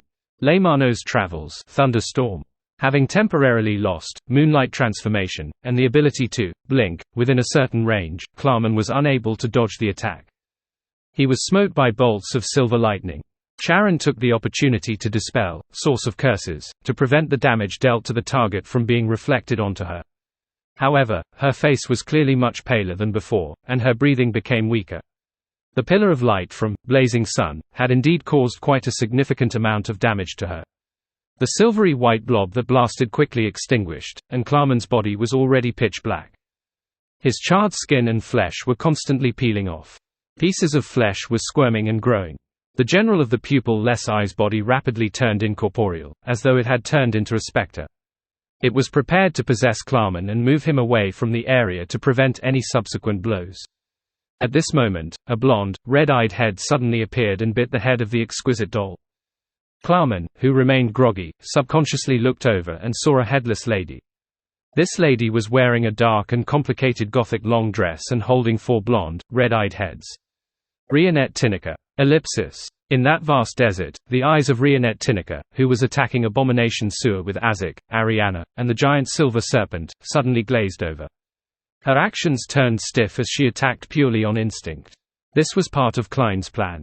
When the battle on this side had stabilized, with Abomination Sewer was unable to extricate himself from it within a short period of time, Rionette Tineke's main body would dispel its concealed state. She would then return to the real world and quickly help Sharon and Emlyn finish the battle. Looking at the tragic-looking mummy projection in midair, as Klein controlled the 3 angels to hold back Abomination Sewer, he used their auras to influence the environment around him. He switched from teleportation to flaming jump, and he continued to deal with the Rose School of Thought's Shaman King. During this process, he appeared carefree and relaxed, but in fact, he realized that the affinity between his body and his soul was decreasing bit by bit. His body was gradually becoming a spirit cage, causing his actions to become stiffer and heavier.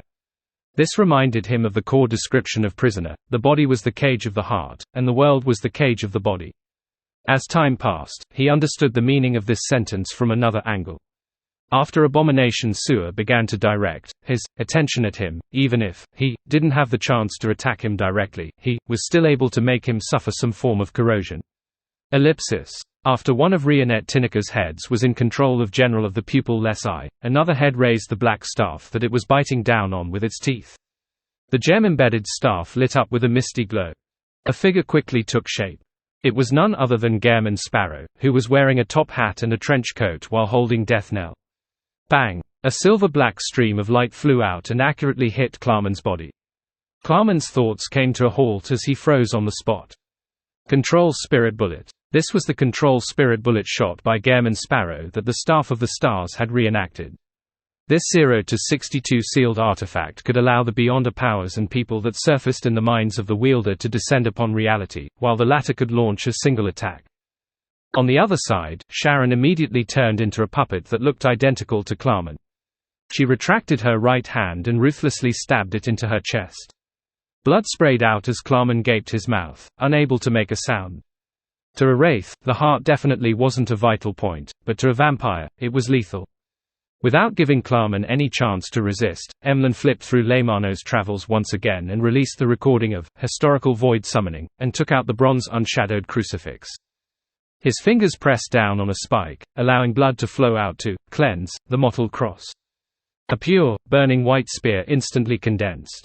After Sharon removed Source of Curses, Emlyn threw out the long spear of light and watched it pierce through Shaman King Klarman's chest, pinning him to the high walls of the cathedral. Bright light suddenly expanded and completely extinguished Klarman's last breath. Unshadowed spear. Ellipsis. In the vast desert, Klein suddenly stopped, and while facing Abomination Sewer and the Shaman King, he took off his hat, pressed his hand to his chest, and bowed. His body faded and disappeared. During this process, Klein wasn't worried about being disturbed at all. This was because it wasn't that he was attempting to leave, but that Rionette Tineke had dispelled the historical void projection. This also meant that the operation at the other battlefield had succeeded. As the golden rays of light shone down, Klarman, a Shaman King, who had lived for more than 1,000 years, collapsed into pieces at the entrance of the Evernite Cathedral. Every part of his body was charred black, completely drained of its blood. Amongst them, something fell out of his black robe ashes. It was a normal-sized palm. Its skin's texture didn't appear human at all, and it had a dim luster.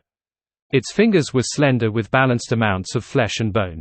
If he hadn't seen it on such an occasion, Emlyn definitely would have believed that the palm was a part of an exquisite doll.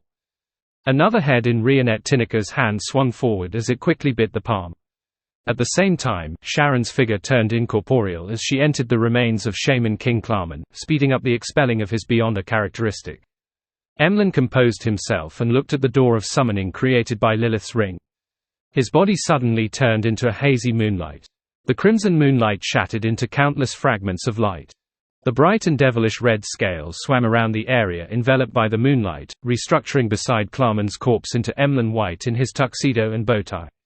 Without looking at the Beyonder characteristic that had seeped out, he dispelled the unshadowed crucifix, bent down, and picked up the vision of White that he had previously thrown to the side using his black velvet glove. His other hand shook Leymano's Travels as he flipped the book to one of the pages. The symbols and mysterious patterns on it all belonged to traveling. Emlyn's figure turned transparent as he vanished from the scene. He followed the plan and was the first to leave after the operation ended. He didn't interfere with Sharon and company's cleanup of the scene and their clearing of traces. After all, he was the weakest one there. He had used up a considerable amount of energy in battle while relying on the sealed artifacts and mystical items. As for the spoils of war, they would be distributed once they returned to Backland. In this aspect, Emlyn fully believed in Gehrman Sparrow's promise and the Rose School of Thought's Temperance Department's credit. After teleporting back to an empty house in Backland, he suddenly threw down Leymano's Travels. He took out a bronze box with many red gems embedded in it, and he placed the vision of White inside. Only after doing this did Emlyn have the energy to take off the glove on his left hand. He saw that his fingers were filled with blisters, swollen.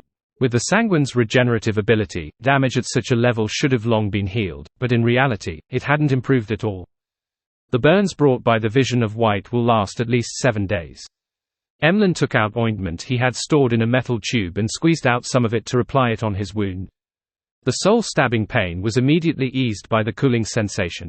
Emlyn slowly exhaled as though he had finally resurrected. He had used a great deal of willpower to restrain himself from throwing the vision of White onto the ground. This was because once the sealed artifact left his control, it would automatically absorb the light around it and emit a radiant glow. To a Sanguine, this was an excellent way of committing suicide. Right on the heels of that, Emlyn took out a bottle of his blood that he had extracted beforehand and smeared it on the surface of Leymano's Travels. Then, he drank another bottle of blood to ease the bloodthirst that Lilith's ring brought about. After such an operation, he finally removed the negative effects the sealed artifact had on him. Only at this moment did Emlyn have the time to recall the accident that had happened during the battle. The door of summoning that he projected with Lilith's ring didn't summon creatures from deep in the spirit world, but he ended up summoning a strange moon. The moon hung behind the door of summoning and silently illuminated Shaman King Klarman, suppressing the various Beyonder powers that belonged to the moon domain. If not for this change, even if Lilith's ring had summoned a Saint-level spirit world creature, the battle wouldn't have ended so quickly. Perhaps they would have had to wait until the Rose School of Thought Temperance Angel descended to gain an overwhelming advantage. A silvery white moon. Could it be that the ancestor had provided me with some help? Emlyn had a thought and made a corresponding guess. This matched the identity of the Sanguine savior that the ancestor had appointed. After careful consideration, Emlyn no longer had any doubts about this guess, but unlike the past, he wasn't that excited or thrilled. After experiencing a battle at the demigod level and confirming that he was shouldering such an important responsibility, he felt no sense of pride. His heart was heavy from the pressure. A few seconds later, Emlyn opened his mouth and whispered, "I'm the savior of the Sanguine." When he said this, his expression was abnormally solemn, somewhat dignified, without any hesitation. In the house where Emlyn met Marich and Sharon. When the Sanguine saw the perfect doll-like lady take out 2 items, he heard her slightly ethereal voice say, "According to the agreement, we will only take one thing. This is the rest." The 2 items were a fist-sized gem condensed from thick blood. It emitted a crimson glow, like a miniature crimson moon. The other item was an exquisite male doll with 2 black holes as its eyes. Shaman King's Beyonder characteristic. General of the pupil-less eye. Emlyn nodded and saw that the 2 items seemed to have a life of their own as they flew over. Just as he reached out to catch it, he heard Miss Sharon add, "The Shaman King Beyonder characteristic has some strange traces of corruption. Even the unshadowed spear was unable to cleanse it. It means that I need to find an angel to help me shatter it to remove the corruption." Emlyn completely understood what Sharon was saying as he nodded slightly. "I understand what to do. Sharon, who was wearing a small black bonnet, immediately floated up and gave a curtsy. "Thank you for your help." "Likewise." Emlyn took off his hat and bowed in return. Above the greyish-white fog, inside the ancient palace, Klein looked at the wisps of black gas emanating from his body, shook his head, and sighed. "I actually got cursed by the abomination without realizing it. The projection of the chained god could be the culprit as well. I was even separated by a historical projection. If it were any saint without Sephira Castle, they would probably experience a sudden death after thinking they were safe. As for Miss Messenger, there wasn't much of a problem even without the historical projection in between because she was a real angel. Therefore, Klein wasn't worried. After the black gas dissipated, Klein waited for a while. He waited until Emlyn sacrificed the items and requested Mr. Fool to help purify the Shaman King beyond a characteristic. Strange corruption. From the Mother Tree of Desire or the Primordial Moon. Klein picked up the miniature crimson moon and carefully observed it for a few seconds. During this process, he was on high alert, constantly preparing to mobilize Sephira Castle's powers. If he wasn't at the level of an angel level here, he wouldn't have agreed to Emlyn's sacrifice. Instead, he would have chosen to smite down with power at the Sequence 2 level, shattering the characteristic and separating the corruption remotely. Back then, Klein didn't even dare to divine the werewolf beyond a characteristic that had been slightly influenced by the Mother Tree of Desire. He had even hurriedly sold it. After examining it seriously, Klein pressed his right hand, causing the entire mysterious space to vibrate. The miniature crimson moon shattered with a crack, splitting into tiny red dots of light. Amongst these light dots, there was a small amount of red mist that evaporated, eventually forming a drop of fresh blood. Then, the red light dots gathered again, constantly condensing before transforming into the miniature crimson moon. However, compared to before, it was more translucent and pure. Klein conjured a fake hand, picked up the drop of seemingly fresh blood, and discovered that it contained immense vitality. It's not at the angel level, but it's a little strange. It seems to have received an evil god's blessings. As Klein cut off all the invisible connections that resulted from the blood, he took a paper figurine and attempted to press the drop of blood onto it. The moment the blood came into contact with the paper figurine, it immediately seeped in. In the next second, the paper figurine's stomach strangely bulged and exploded. At the moment the paper figurine tore apart, a new paper figurine with a hint of crimson crawled out from its stomach. It seemed to have fully developed features. The power of reproduction. Klein frowned slightly as he stabbed with his right hand, reducing the newly born paper figurine into powder. A tiny amount of blood-colored mist emanated again, condensing into a drop of blood. The characteristic and spirituality were only slightly weakened. It needs to be repeated more than 100 times before it can be completely removed. Klein silently assessed as he gathered the powers of Sephira Castle to seal the drop of blood. He then looked up and cast his gaze at the male doll on the long mottled table. The palm-sized doll in a formal suit was prostrating. It didn't dare to look up. Oh, how easy is it to deal with those with living characteristics? Klein chuckled as he gathered the sealed drop of blood and brought it close towards the doll named General of the Pupil Lesai. General of the Pupil Lesai pushed itself up with all four limbs and quickly retreated.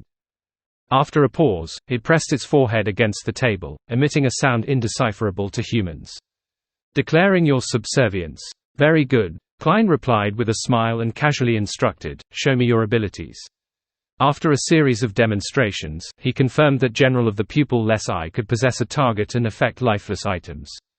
It also had some level of control over mystical items that no one possessed or had spirituality injected into. The latter power might be very useful at certain times. Klein nodded slightly and beckoned for it to jump into a box he conjured. After carefully sealing it, Klein threw the box and the drop of blood into the junk pile to let them familiarize themselves with their future lives. As for the negative effects of General of the Pupil Lesai, Klein believed that they could discuss and resolve it amicably and normally. After dealing with the spoils of war and bestowing the purified Shaman King beyond a characteristic to Emlyn White, Klein was in no hurry to leave Sephira Castle. He simply reviewed the battle today. One thing he focused on was Abomination Sua's performance in various aspects, so as to assess how powerful an angel was.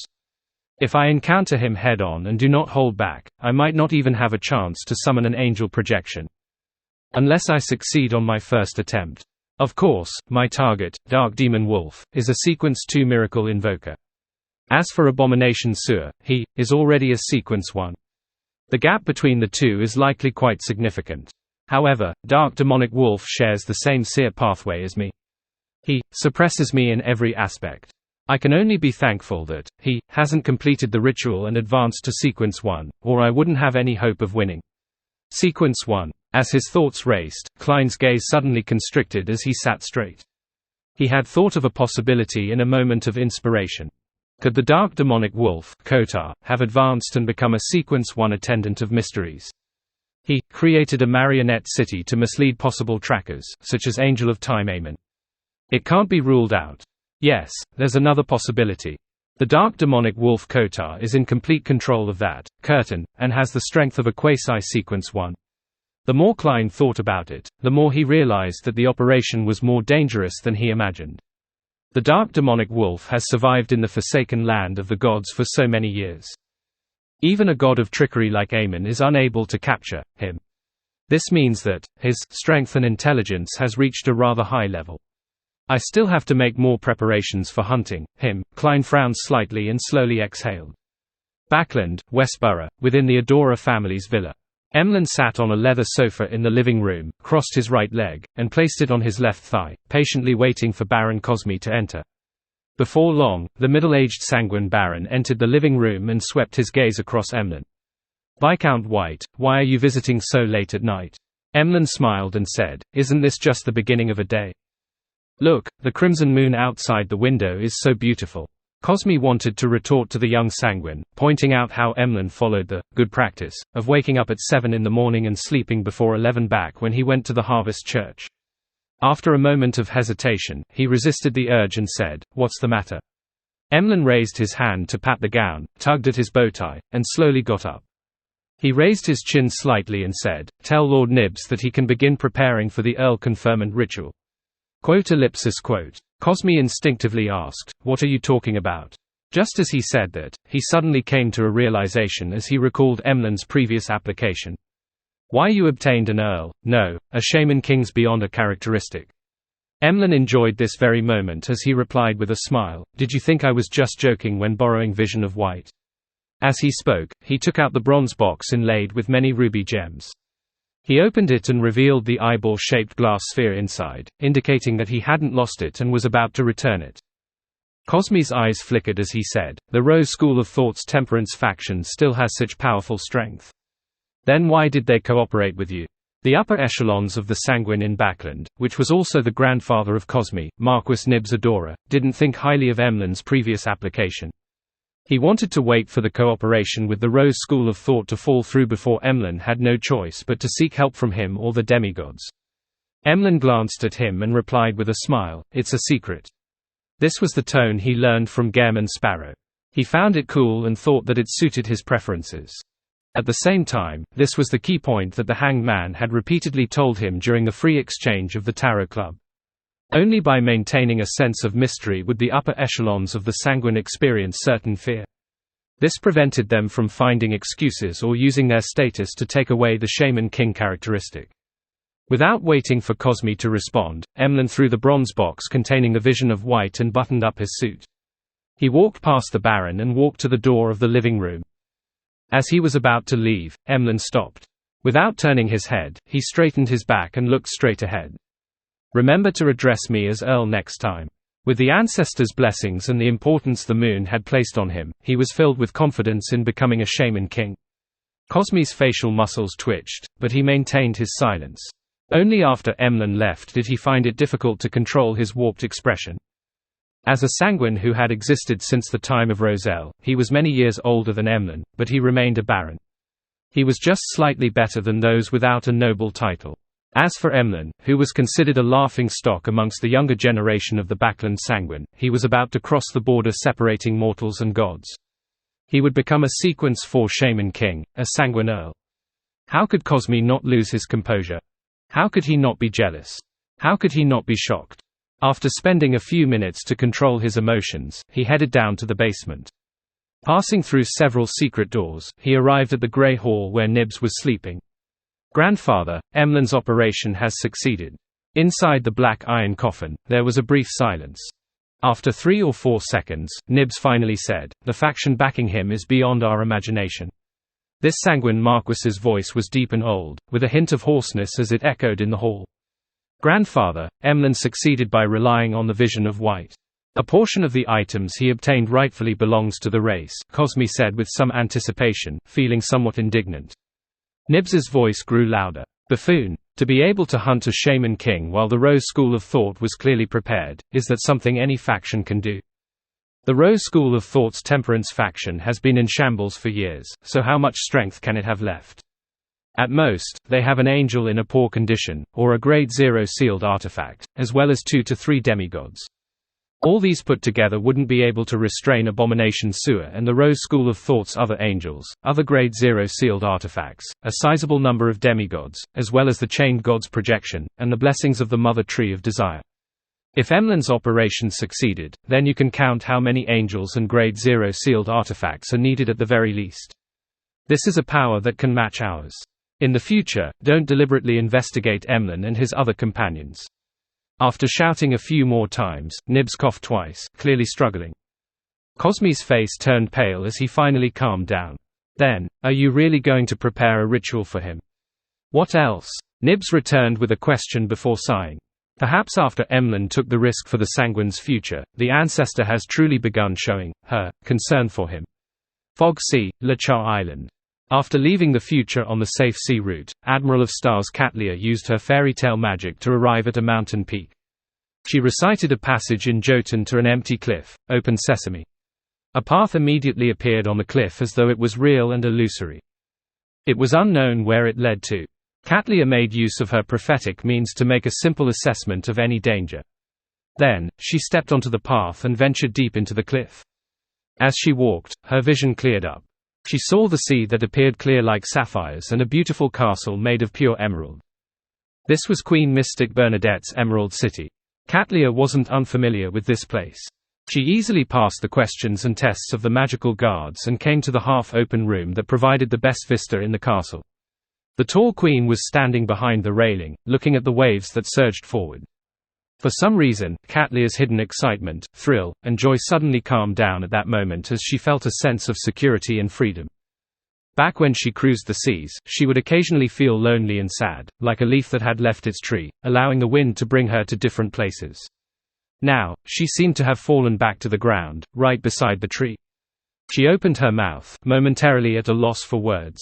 Finally, she nudged the heavy glasses on her nose and simply greeted, "Good afternoon, Your Majesty." Bernadette turned around and nodded. "I summoned you back to Emerald City because I have some things to hand over to you." Katlia instinctively asked, "Why are you handing him over to me?" The Queen had a secret organization like Element Dawn and a group of pirates under her. Bernadette didn't directly answer Katlia's question as she said, "I previously received a clue and left Backland in a hurry." "I remember the matter," Katlia interjected. Bernadette's long and straight eyebrows twitched slightly. "Through this clue, I managed to piece together an incomplete sea map from the descendants of Edwards, William, and Polly. It records the area my father had explored in the Fog Sea those years. With the help of this sea map and my prophetic abilities, I can roughly guess that a particular area out at sea that is far away from the safe sea route might be hiding his secret. I plan on heading there on the dawn to do an extended search. I'm not sure when I can return. Perhaps I will never be able to return. Therefore, I have to hand over some items and matters to you in advance." After listening carefully, Katlia said without hesitation, "I'll go with you. It is my father. This is something I have to do, alone." Queen Mystic Bernadette slowly shook her head. Katlia fell silent for a few seconds before saying, "If you don't return, I would do the same." Report chapter. Upon hearing Katlia's words, Queen Mystic Bernadette looked at her silently for a few seconds before saying, "That is your choice, and also your freedom." Katlia stared straight at the Queen before pursing her lips and saying, "I know. You must have destroyed all the clues that will allow me to pursue your tracks. To you, this is to end the past, all of it, regardless of whether you return." The chestnut-colored hair casually draped over Bernadette's shoulders as she maintained her silence as if she was using this method to confirm the Admiral of Stars' guess. When Katlia saw this, she smiled bitterly and said, "I won't harp on how I'll do everything I can to find you if you were to remain lost for half a year or a year. I just want you to remember to recite Mr. Fool's honorific name when the danger is gravest." She said that title frankly. Queen Mystic Bernadette slowly nodded and said, "I will keep that in mind." Katlia immediately revealed a smile as she said with misty eyes, "What items and matters need to be handed over to me?" With a flip of her hand, Bernadette took out an item from somewhere. The item was entirely gold in color, like a miniaturized kettle. Its surface was covered with mysterious and complicated symbols, and a part of a lamp's wick extended out from the mouth. Its name is the Magic Wishing Lamp. Its serial number is 005. It might have originated from the first epoch, and even a true deity can't shatter it. Normally, it wouldn't cause any harm, nor would it be of any use. However, it will constantly tempt you to rub it through dreams and illusions, to summon the genie. Queen Mystic Bernadette simply introduced the item's origins and effects. The genie claims to be eternal and can grant you any 10 wishes, but often, they are fulfilled in an extremely warped manner or with terrifying consequences. My father told me that the holder can avoid the harm brought by the first 2 wishes through proper wording and preparations, but the third wish is absolutely forbidden. At this point, Bernadette emphasized, "Absolutely forbidden. It sounds easy to get around it." Katlia thought for a moment before saying, "Can't you make 2 wishes before giving it to me? I'll make another 2 wishes, then give it to Frank, Heath, and the others. This will allow for many things to be done." She was only using Frank as an example. She had no intention of letting him come into contact with something so dangerous. Holding the magic wishing lamp, Bernadette shook her head indiscernibly and said, "The owner is different from the wielder. Before I die, even if you obtain the magic wishing lamp, you will only be a wielder. The first wish you make will also be counted as my third wish and your first wish. Also, although we can craft our words and make preparations to avoid the damage caused by the fulfillment of the wishes, this does not mean that the genie isn't intelligent. On the contrary, he is very smart, very cunning, and has a very strong sense of autonomy." Katlia tersely acknowledged. "Then, is there any wish that he cannot fulfill?" "Nothing at the moment, but if it involves the level of a true deity, the distortion of the wish will exceed your imagination. To put it simply, if you wish to become a sequence 0 true deity, then your body and soul will meld into one with an unknown evil god. Remember, the genie's requirement is that the wish has to be simple and concise. Otherwise, he will reject it and treat it as if you have already made a wish," Bernadette explained. With that said, she got an invisible servant to fly towards Katlia with the terrifying sealed artifact 005. After Katlia reached out her hand to grab the magic wishing lamp, Bernadette continued, "If you dream of the genie and are bewitched by him to make a wish, that means that I can no longer return. Following that, you will be its owner. I hope that your first wish is to retrieve all the items that were carried on Bernadette Gustav's person before she headed out to sea, including her own beyond a characteristic. Yes, it's best to add the exact date when making a wish." Katlia looked down at the golden lamp and blurted out, "Can I make a wish to bring you back to life?" After a few seconds of silence, Bernadette said, "The resurrected me might just be a monster. If you really wish to do so, you can ask Mr. Fool for his opinion." Katlia nodded slightly. "Okay, this is the item I'm giving you and the matters I need to settle. I'll leave the rest to the element Dawn. They will have a new leader and won't collapse because of a person's disappearance." Bernadette didn't beat around the bush, indicating that this was the main reason she had summoned Katlia to Emerald City. The level of the divine lamp was extremely high, making it impossible to pass it through a messenger. Without waiting for Katlia's reply, Queen Mystic's expression suddenly softened. "Haven't you always wanted to share what happened all these years with me?" Katlia was taken aback as she nodded. "That's right." She then walked to the Queen's side, pulled a chair over, and sat down, facing the blue sea beyond the emerald railing. Bernadette sat beside her and listened to her talk about all the encounters after she left the Dawn. These matters had been mentioned in the letter by Katlia, but due to the limited length, she didn't provide any detailed descriptions. There was some that she was sharing for the first time. At some point in time, Katlia fell asleep and dreamed of a time many years ago. At that time, she was just a maiden who stubbornly left the Dawn without looking back. Suddenly, she woke up and realized that there was no one beside her. She realized that it had already turned dark at some point in time, and dawn was even approaching. Katlia suddenly reached out and threw out an illusory ball of yarn. The ball of yarn rolled into the void, leaving behind a bright-colored thread. Following this thread, Katlia walked through the spirit world as though she had mastered teleportation, and arrived at the periphery of Lachar Island. She stood at the edge of the cliff and cast her gaze into the distance. She saw that on the dark blue sea, a gorgeous and huge sailboat, which was tinted with an orange glow, was steering towards the horizon. Katlia slowly sat down and leaned forward slightly. She hugged her knees and looked in that direction for a long time. The sun gradually rose and shone on her. In Backland, at a soup kitchen, the veil-wearing Stellan Sama no longer lowered her head like the previous few months, afraid that others would recognize her. The only worry on her mind as she anxiously looked ahead was if the free food would last until it was her turn. She could vaguely hear gunshots echoing in the distance. She didn't know if the armies of Fazak, Intis, or Finapotta had breached the final line of defense, or if the police were dealing with a looter.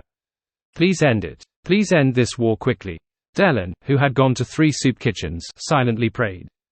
At this moment, a staff member raised his voice and said from a few meters away, "All the food here has been handed out." Delenn's face turned ashen. She looked up at the dark sky and dragged her feet in despair and numbness before returning to the house at 17 Minsk Street. The moment she opened the door, her 2 children rushed over and raised their innocent faces. "Mommy, did you get any bread? Mommy, I'm hungry." They were twins, a boy and a girl. Both of them were very adorable. Delenn held back her tears and forced a smile. Yes. She then entered the house, took out some pieces of bread she had stashed, and split it among the 2 children. As she watched the 2 children eat the bread without any regard for etiquette, Stellan's expression kept changing. It cycled between sorrow and pain. Not long after, her husband, Luke Sama, returned home, but he, too, didn't have any food in his hands. Ever since the coin company was taken over by the military during the war, this former manager had lost his job. He could only rely on the past savings and maintain his family via government aid. I didn't manage to. Seeing his wife's hopeful gaze, this burly man with a messy beard lowered his head in shame. Delenn, who still looked rather pretty while in her 30s, took a deep breath and said, "Me too. I'll go out and queue again. There should still be places that haven't finished distributing food." Without waiting for her husband to respond, she rushed out of the door. Luke immediately turned around and said to her back, "I'll find another one too." Delenn didn't stop. She walked 2 streets and arrived in front of a house with a garden. Not long after, she saw the owner of the place, a tycoon in his 50s. "I want to buy some food." Delenn took out a stack of crumpled bills. The grizzled elder smiled and said, "And why should I sell it to you? I remember that you rejected me last time." Delenn's face paled. Without a word, she lowered her head and unbuckled her belt with her other hand. With a snap, the leather belt that was originally very exquisite but now had quite a few stains fell to the ground. Luke Sama wandered aimlessly on the streets, unsure where he could find food. Looking at the small number of pedestrians passing by, and the bags that they were trying their best to protect, the scholarly gentleman's eyes gradually turned red. Unknowingly, he followed someone and turned into a street. In less than an hour, the curfew would begin. This was a rare opportunity for him. That person stopped outside a house and walked towards the door feebly. At this moment, the person suddenly fainted and fell to the ground. Luke subconsciously took a few steps back before quickly approaching to test the pedestrian's breathing. His gaze unconsciously fell on the paper bag in the man's embrace, and he could smell the aroma of bread. Luke gulped and reached out for the bag. As he moved his hand, he looked back in fear at the house that this pedestrian was trying to enter. He saw a child's drawing pasted on the oriel window. Luke's actions stiffened. A few seconds later, he stood up, walked to the door of the house, and rang the doorbell. The house's mistress and child quickly opened the door and saw their weak father and the bag of bread. The curfew arrived very quickly, and Luke returned to Minsk Street dejectedly. Just as he opened the door, he saw his wife smiling at him. "I got food. That's great." Luke heaved a sigh of relief and hugged her tightly. Audrey walked along the streets and alleys, with no one capable of seeing her. She didn't say anything and walked back to Empress Borough, all the way back into the luxurious mansion where she smelled the aroma of pan-fried foie gras and other delicacies. After staring silently for a while, she saw the maids coming and going. Finally, she headed upstairs to her room. In the middle of the night, she wore a cloak and entered her parents' bedroom before arriving at their bed. After staring at them for a long time, Audrey knelt down on one knee and pressed her forehead against her father's hand. Beads of water dripped onto the carpet. Then, the blonde, green-eyed noble lady slowly raised her head and said to her sleeping parents, choking, "Daddy, Mommy, thank you. Thank you for teaching me what pity, kindness, and virtue are. As soon as she finished speaking, she closed her eyes and stood up abruptly. Turning around, she walked towards the door, no longer wearing the slightest emotions on her face. In the early morning, Earl Hall woke up at his usual time and took a stroll in his garden and lawn.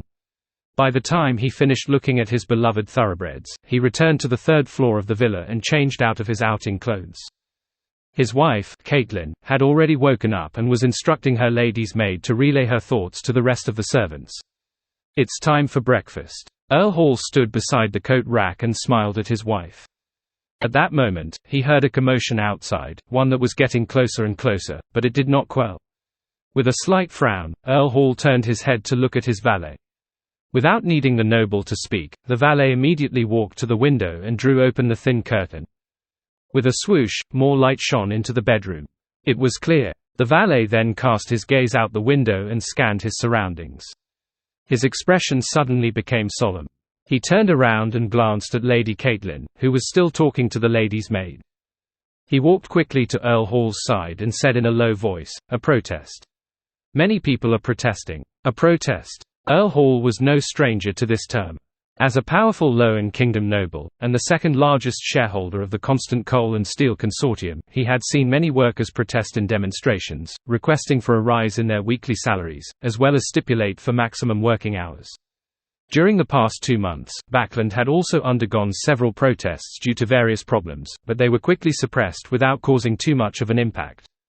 His gaze moved back and forth across his valet's face for a few seconds. Eyes narrowed, he acutely sensed that the protest today might be different from what he had imagined. Without batting an eyelid, he walked to the window. Looking out, Earl Hall's eyes suddenly froze. With the advantage of being on the third floor, he saw that the roads were filled with dense hordes of people, extending far into the distance.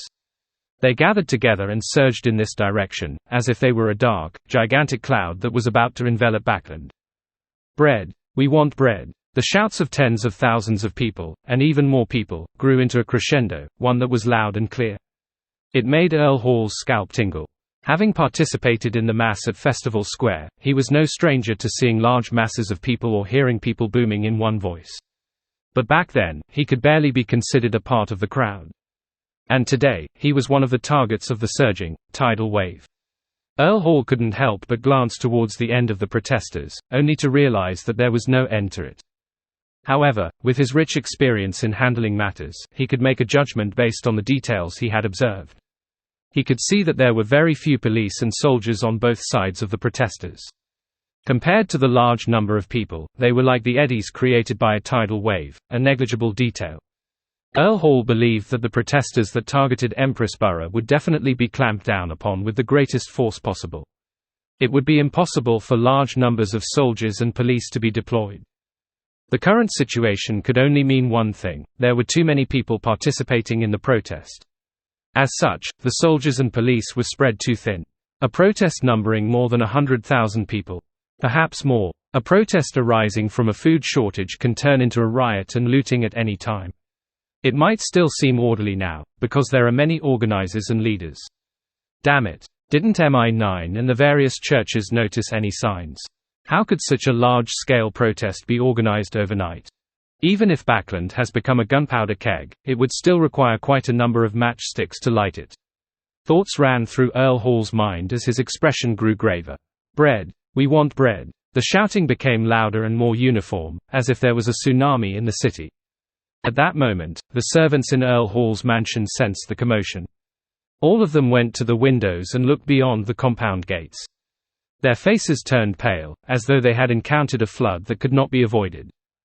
Bread! We want bread! Countless voices converged together, as the dense masses exuded a suffocating presence. Earl Hall snapped to his senses. He subconsciously wanted to get someone to send a telegram to the royal family to get them to organize an army to suppress the protesters. However, after further observation, he realized that quite a number of protesters were wearing military uniforms and were disabled. Bread! We want bread! The soldiers in charge of maintaining order looked at the protesters with pity and pointed their guns at the sky.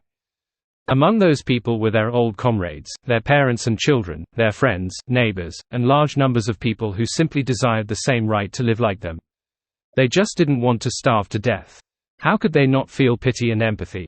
At first, such feelings might have arisen in a handful of soldiers and police, but it quickly spread to almost everyone. In the past, under their officers' supervision at gunpoint, they would have accepted all orders without any protest. But now, many people were thinking, any son of ABTCH who dares to get me to fire shall be fired upon. Bread. We want bread. From the shouts and the impact of the huge crowd, the color in Earl Hall's face drained. He couldn't help but retract his gaze and look at the guards and bodyguards gathered outside the house. He looked at the Beyonders of the Church of Evernite who were responsible for protecting his family, and he realized that the reactions of the two were different. The guards and bodyguards were filled with fear. The expressions of the secretly hired Beyonders had already become rather solemn. As for the protectors from the Church of Evernite, their gazes were filled with pity and empathy. To the Church, I might be equivalent to 1,000 believers, but there are tens of thousands, hundreds of thousands, or even more. Earl Hall instantly came to a realization of the consequences of what he had planned to do. Even though they were armed to the teeth, there was no way they could fend off so many protesters with just a few bodyguards. Once the conflict erupted, the Beyonders of the Church of Evernite couldn't be counted on at all. It was already a blessing by the goddess if his family could escape Empress Borough with the bodyguards he hired. For the first time, Earl Hall experienced the strength of the masses. He experienced the terror of the unity of people. As this thought flashed through his mind, he immediately turned his head and instructed his valet, send a telegram to the Prime Minister and send a telegram to the other nobles. Say that I'm willing to take the lead and donate most of our food. Get them to remain calm. As the radio signals exchanged across the air, the nobles living in Empress Borough all learned of his attitude. The present Duke Negan looked out the window with a serious expression. After a moment of silence, he exhaled and said to the male secretary beside him, protect the mansion and give up any forceful stance. Follow Earl Hall's lead. Also, make the merchants who are hoarding food the first examples. By the time the upper-class society came to a consensus and came up with a solution, Earl Hall's heart finally settled back to its original position. He had the energy to head to the dining room to meet his family. When he passed through the dining hall's entrance, he subconsciously scanned the situation inside. His wife stood by the window, looking out the window with worry. His eldest son kept pacing back and forth, appearing very angry and anxious. His daughter stood beside his wife, watching the tidal wave like protesters in silence. Fog Sea, future. Katlia stepped on a resplendent bridge formed from starlight and returned to the deck. Captain, you have to do something about Frank this time. Bosun Nina rushed over and shouted. Katlia's depressed and sorrowful mood was instantly shattered as she frowned slightly. What did he do again? Nina said angrily, he asked me if I knew how to have children. He wants to study how life is born and how the soul is created. Did you hit him? Katlia fell silent for a second. I did. Nina didn't hide anything. Katlia then looked at Frank who was not far away, ignoring his bruised face. You should first study how fish breed. All right. Frank scratched his head and heeded his captain's orders. Following that, Katlia nodded at the shadow which extended out from the cabin, the pale-faced bloodless Heath Doyle. Everything's fine now. Heath Doyle clearly relaxed. Yes, Captain. After this farce with her crew, Katlia finally returned to the real world. While they weren't paying attention, she rubbed her temples and flew into the captain's cabin. Following that, she sealed the cabin with magic and took out the Grade 0 sealed artifact, Magic Wishing Lamp. After finishing her preparations, Katlia sat at her desk and lowered her head. She used Jotun to recite Mr. Fool's honorific name to report to him about Queen Mystic. Holding a lantern in hand, Klein surveyed the surrounding area of the northern city ruins. He turned his head slightly and listened for a few seconds before following the process of entering the world above the grey fog. He then sat on the high back chair belonging to the Fool at the end of the long mottled table, spreading his spirituality towards the crimson star representing the hermit. Queen Mystic has some preliminary clues to the primitive island. She plans on leaving the safe sea route to do an extended search. That primitive island was discovered by Emperor Roselle by chance. It's very likely that one of his 9 secret mausoleums is hidden on it. This is the only one that hasn't been discovered and destroyed at the moment. It's the hope of the Emperor's resurrection. However, the living beings on that primitive island seem to worship an unknown power that comes from the cosmos. Just understanding the cosmos that will lead to corruption. I need to remind Mom Hermit to warn Queen Mystic. Magic Wishing Lamp. Magic Wishing Lamp. So this Grade 0 sealed artifact is in the hands of Queen Mystic. It's a combination of a miracle invoker's beyond a characteristic and a characteristic of unknown origins. Even a true deity can't shatter it. Just as he finished listening to 005's description, he immediately adjusted his vision and enlarged the scene of the golden kettle-like magic wishing lamp. Suddenly, the wick at the mouth of the magic wishing lamp lit up. Report Chapter